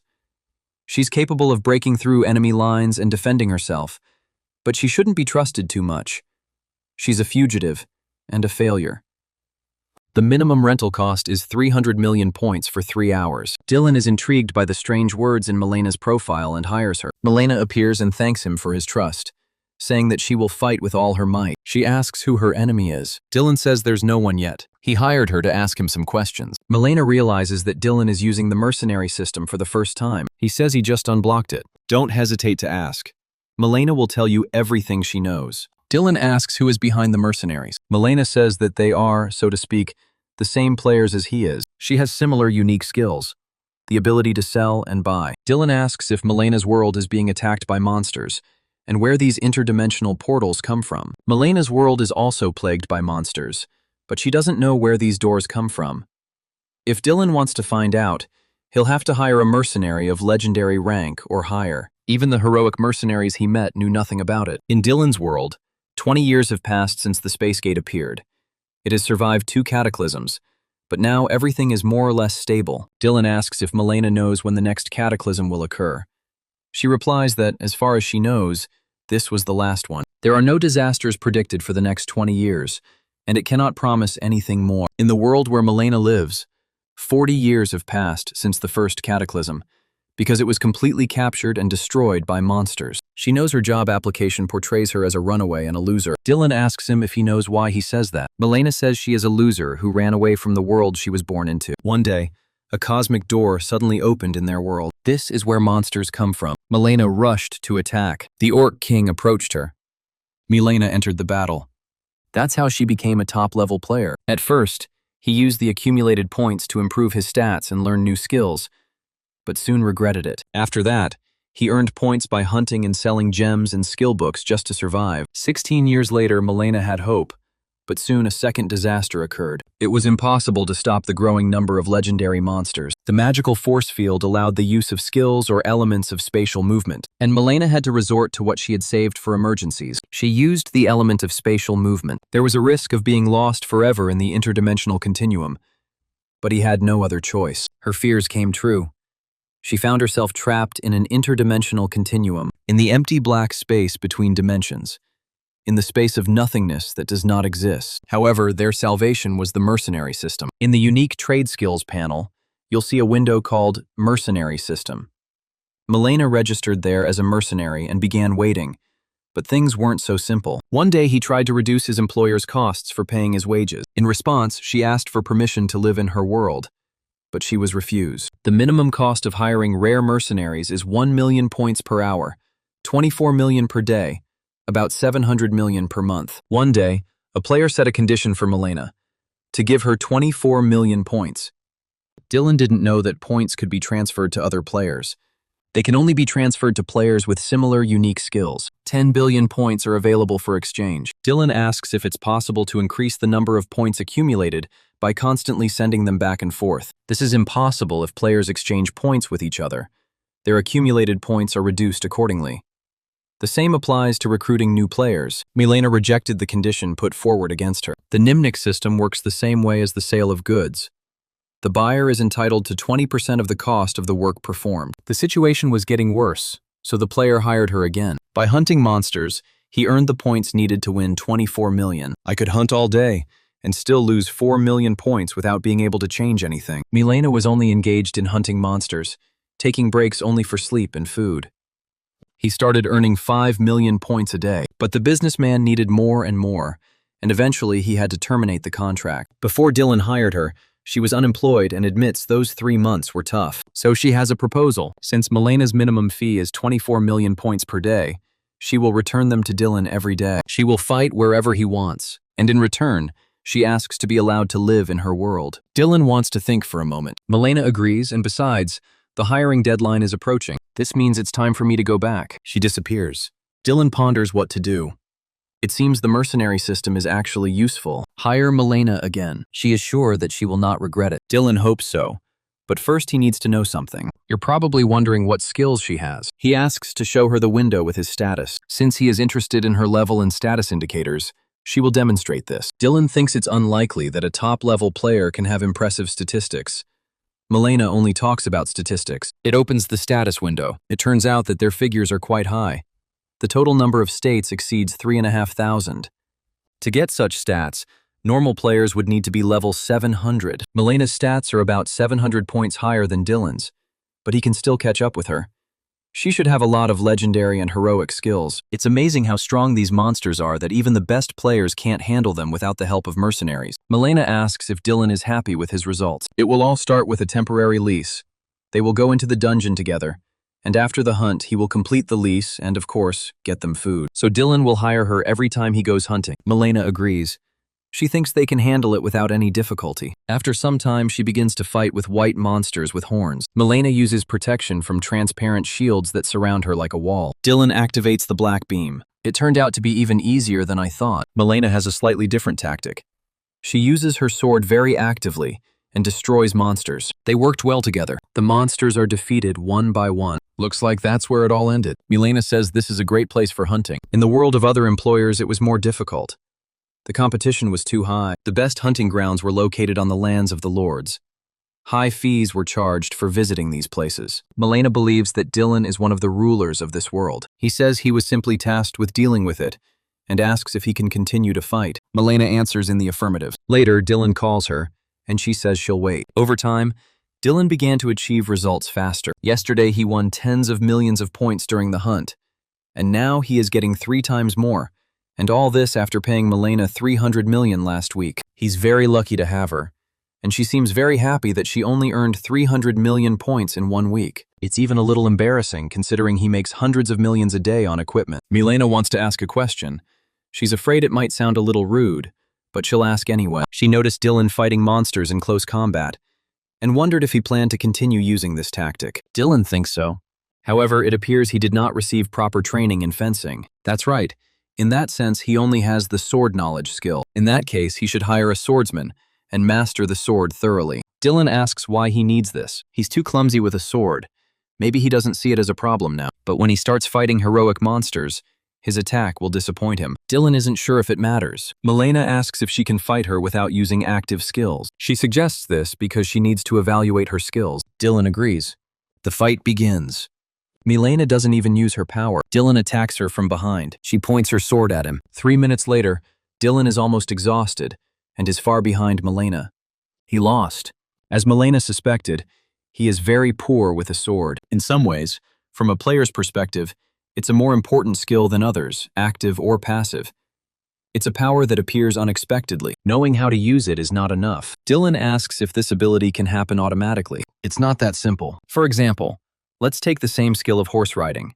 Once you master this skill, you will be able to gallop, stop, and move freely. However, this does not mean that you have mastered the art of horse riding to perfection. Depending on the skill level, combat power can vary greatly, and players who have mastered the same skill have different strengths. It's not just about passive skills like swordsmanship. One of Dylan's key offensive abilities is Thunder Strike. Depending on your skill level, the damage dealt to enemies will vary significantly. Even if players use the same characters, the difference between Dylan's playstyle and that of professional players will be immediately noticeable. Although the level is not displayed in the status bar, it has a significant impact. Dylan asks if Melena can help him improve this skill. Of course, she will be happy to help. High-ranking players sent to North Korea gradually cleared out dungeons overrun by monsters, but this only bored them.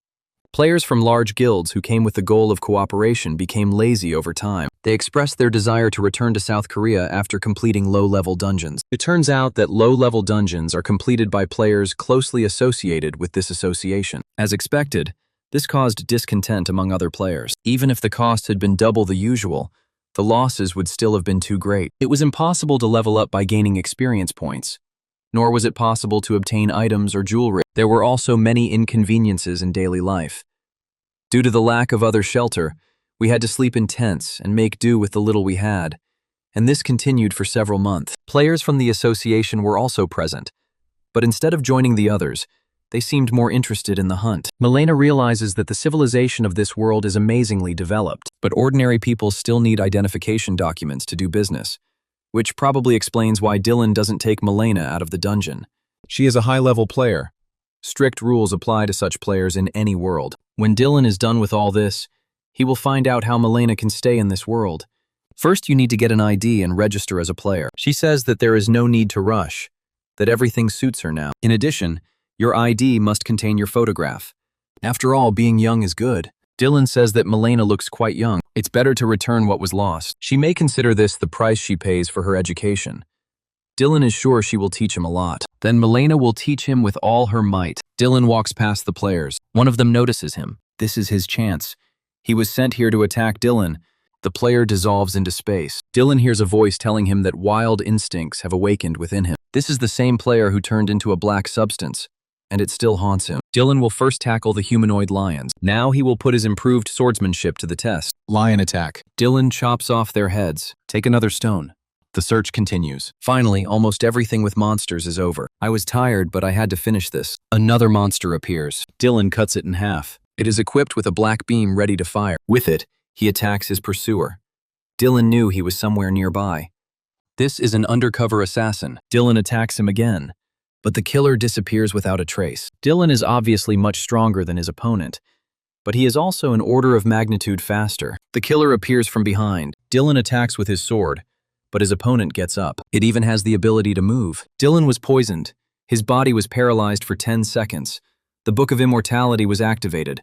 The poison was neutralized. He releases another black beam. The killer appears again. Dylan spends too much energy on using offensive techniques. In this case, there is only one thing left to do: not make a mistake. The killer realizes he needs to get out. He failed in his mission.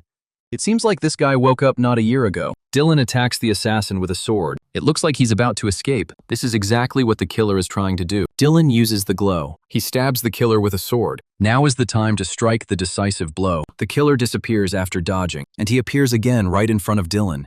He's too fast. The blade of his sword is about to pierce Dylan. Activates the black beam. Now his enemy is defeated. Another object appears instead. This is a heroic rank Veil of Darkness spell, an active skill book that hides the caster's visibility, as well as their audibility and emitted magical power. There are two more items: the Dark Elf King's Dagger and the Protective Blessing.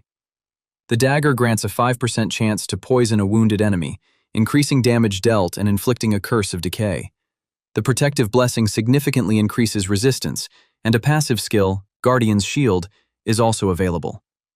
This skill reduces damage taken by 50% when attacking with a resistance skill. It was all about that skill, but it was unclear why that player attacked Dylan. The psychometry function is not activated, and the history of magical item usage is not available. It's worth discussing this with Milena first. She realizes that Dylan called her later than usual. He tells her what happened. In this world, players do not openly attack each other. Dylan asks why this player attacked him. Perhaps he held a grudge against Dylan for some reason. Or perhaps he was intrigued by his rapidly developing skills. Perhaps he was trying to understand the reason for it. Dylan asks if it could happen again. It's quite possible that this attacker belongs to some organization. Dylan thinks it's quite likely, but according to the rules of this world, it is impossible to attack a player directly. He should be on his guard in the dungeon. If he has to fight an enemy alone, he can call Milena, and, if he has enough points, hire another mercenary. Dylan heads towards the helicopter. Someone is looking down on him. This girl realizes that the assassin sent to kill her was unable to complete his mission. In the dungeon, activate Hunter's vision. She sees traces of a person who has recently been here. She's on the right track.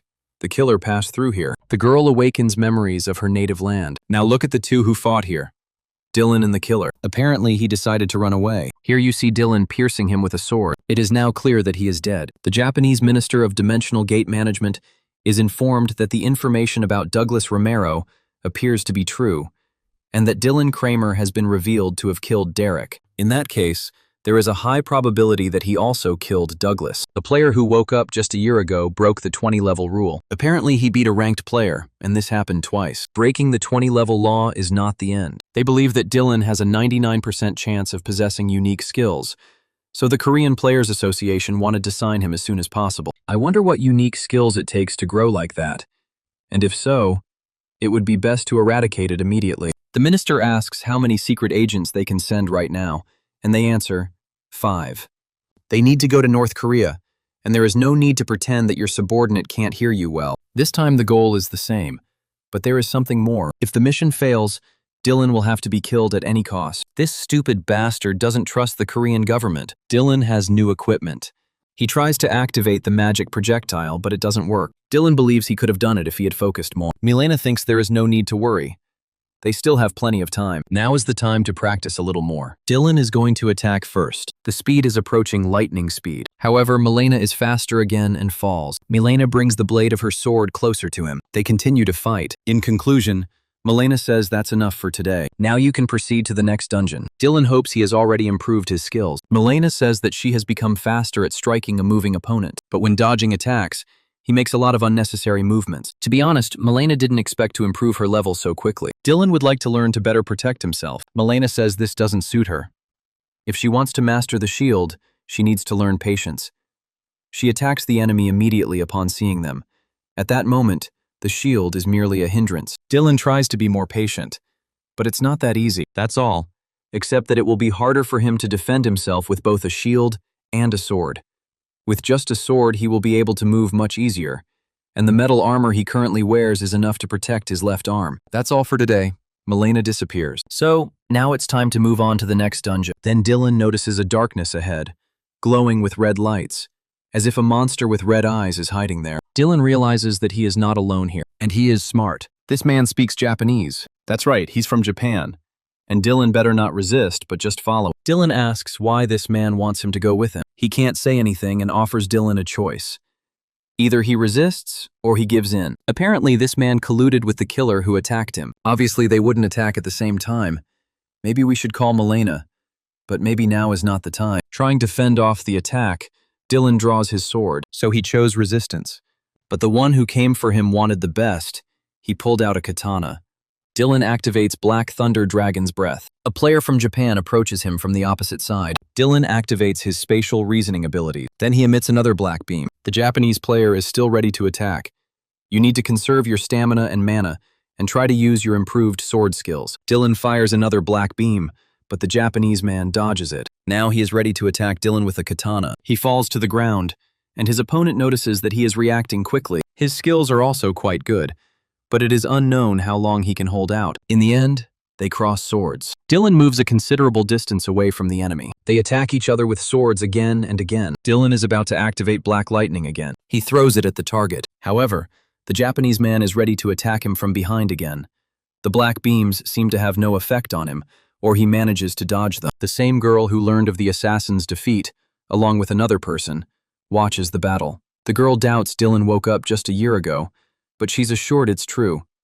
He was on level 1 a year ago. The girl is puzzled by how he managed to rise so quickly. It is truly incomprehensible. They're here to find out. Perhaps their method can be applied to other players as well. But Dylan is no longer just a private. He is not even afraid of Gregory, who is now fighting against him. The girl asks why Derek got involved with such a guy. Since he's not that good, if his opponent was her, she would have a hard time resisting it. This is complete nonsense. If the girl doesn't intervene, Dylan will punch Gregory in the face. But he said he could handle it himself. Dylan gets injured. He is still weak. He should train harder. Dylan has gone crazy. His fighting style is too dangerous. Gregory will have to withstand his final attack. He comes up behind Dylan again. It looks like it's all over now. Dylan realizes it. The blade of the sword is approaching him, just like Milena's sword had been approaching him earlier. Only this time it's not a training sword. The threat of death hangs over him, and the instinct for self-preservation kicks in. Suddenly, Gregory's head flies off. Dylan didn't expect this. He was already prepared to die. Gregory was definitely not prepared to lose. And then a girl appears who, like Derek, can turn into a black substance. She did not expect Gregory to die. Funny enough, he was strong enough to be sent after Dylan. It is now clear that Esteban was not alone. The ash-haired Japanese man says Dylan has exceeded all his expectations. The rest, of course, disappear. Apparently, they found that Dylan had gained a lot of weight in a short period of time. He calls for mercenaries. Besides Milena, there are 3 other people. One of them has a hammer, and the other has giant fists. The other one has his face hidden. The Japanese are puzzled as to where these players come from. They can't find their mana. Dylan orders the mercenaries to capture the opponents, or at least kill them. The girl, who saw the memories of the earth, crashes into the stone with all her might. Milena attacked her. The Japanese woman didn't even understand what had happened. Another mercenary grabs one of the opponents by the face with a giant hand and lifts him into the air. Then a strong man with a hammer, taller than all the others, begins the attack. It is quite obvious that he is too strong, and it is unlikely that it will be possible to resist him. The Japanese are fleeing. The dictator says he doesn't want them to die. They should try to avoid this. The strong man's hammer causes an explosion and a storm. One of the victims lost consciousness, and the other died at the scene. Eventually, his superior ordered the killing of those who did not surrender. The hands of a Japanese woman are bound with magical shackles. Milena stabs her with a sword. She was defeated. This is certainly impressive. Another Japanese man is defeated by the fourth mercenary. Dylan had no idea these guys were so cool. Mission accomplished, asks the mercenary, hiding his face. If Dylan wants anything else from him, order to pursue captured enemies until the expiration of the term of employment. Dylan asks the Japanese why they are holding him at gunpoint. It looks like they're not going to respond, but a strong man will force them. They have been asked a question, and they must answer. He swings a hammer, and he hit the Japanese man on the leg. Then the strong man asks, who else doesn't want to answer? It might be the gray-haired Japanese man. The strong man counted to 3. On the count of 3, he spins the hammer. The Japanese woman says they are here on behalf of the Japanese Spatial Gate Department. They were ordered to capture Dylan Kramer and deliver him to Japan. He'd missed the 20-level rule and had risen through the ranks too quickly, and they needed to find out why. You need to make sure of this first. Opponents are required to show their inventory. Dylan checks the inventory of one of the Japanese men in the hat. Then, an inventory of the girl's property. He notices something strange in the portrait of the gray-haired Japanese man. Dylan asks him why he lied, and he hesitates before answering. A strong man approaches him. Hit the Japanese with a hammer. Dylan asks if there are any more allies outside the dungeon. The Japanese woman claims that they exist, but she knows little about them. She guesses they are around level 200, and Dylan asks where they are. The gray-haired Japanese man says that they have left the dungeon. Dylan will be back soon. Meanwhile, the mercenaries must keep an eye on them to prevent their escape. Dylan leaves the dungeon. He uses teleportation to move to the opposite bank of the river, into the forest where the rest of the Japanese are hiding. It appears again right above one of them. The Japanese was attacked with a sword. Dylan returns to the dungeon. The strong man says it's time to go back. He asks if Dylan wants to renew the lease. He thanks the strong man for his help and can leave. Strong man is always ready to help. Let Dylan call him if he needs help. The mercenary with the hidden face says that he is always ready for such easy tasks, and that it is time for him to leave too. The mercenary with giant fists leaves, declaring that next time, he will definitely hire a player who hides his face. Dylan wonders what to do with the captured Japanese now. Suddenly, fire appears from somewhere. He runs past Dylan. Milena reflects fire with her shield. The Japanese are trying to escape. During this time, they have recovered and apparently become bolder after the departure of the 3 mercenaries. Dylan keeps the black beam at the ready. The Japanese are ready to attack with fire. A devastating explosion occurred. Milena activates a transparent protective shield. She cuts off the heads of her opponents. Dylan notices the Japanese in hats running away. Activate the flashing and blackout curtain. The fleeing Japanese do not understand what is happening. Then an explosion hits them. It seems that only black shadows remain of them. They thought they could escape because only Dylan and Milena were left. Despite the losses, he achieved a lot, but he shouldn't tell anyone about it. It's just a Japanese criminal organization that conducts covert intelligence activities. Dylan is sure they'll send someone else after him. Place drop skill books in subspace. The most important thing now is the safety of your family. If they are that strong, the association's protection won't stop them. Dylan looks over the list of goods. A protective ring of heroic rank, capable of withstanding the owner's blows, destroyed when the permissible level of damage is exceeded, and wasted. At 10 billion each, Dylan will buy 3. There's also a rare rank exchange bracelet. It's a set of items. Equipping the bracelet to each wearer reveals their emotional state. Blue indicates the wearer's calm, red indicates anxiety, and the bracelet glows under ultraviolet light when the wearer is in mortal danger. Dylan will buy this too. The heroic rank long-range transporter is also quite good. Dylan buys one too. She brings a ring, a bracelet, and a bag to her sister. She hopes Dylan didn't do anything dangerous. He says he just decided to give it to her just in case. Then Dylan comes into his father's room. She puts the bracelet on her hand. It is highlighted in red. Dylan tells his father not to worry, that he will definitely find a way to cure. Then the bracelet lights up blue. Father smiles. Dylan is confident he can cure him, and as he suspected, his father is worried. He knows it's hard for him, but he will do everything he can to make him feel better. A week has passed and the minister still hasn't received any report. He asks what's going on. It looks like his operation has failed, but the minister doesn't seem to care too much. Perhaps the people sent by his subordinates simply betrayed him. He says the probability is low, but anything is possible. The minister asks if he can send more secret agents, and he replies that he cannot yet. This subordinate is a complete headache. Another subordinate enters the office. A measurement gate malfunction has been reported in Fukuoka City, but this area was under the protection of the Yamato Guild. This is true, but the guild leader was killed, as were all of its members who participated in the operation. The minister asks what rank the monsters that appeared have. It has been established that these monsters belong to the heroic rank. Among them is a humanoid monster named Chojo, whose exact level has not yet been determined. Thanks to its wings, it moves effortlessly and flies quickly through the air. The minister orders that the entire team of players be sent to the area immediately. In Fukuoka, humanoid monsters attacked and killed many ordinary people. Military forces are directed against them. Monsters devour their victims. The order was given to attack from all sides. The players are also ready to attack. Most monsters are able to dodge magic projectiles, but some suffered. His herd is very small. One of them lets out a roar, perhaps because a Choji has died, or perhaps to ask for more. New monsters arrive, and now their flock has grown significantly. The military is preparing to open fire. The players are also ready to attack. They believe that victory will be theirs if they continue to act in the same spirit. Another humanoid monster is watching the battle.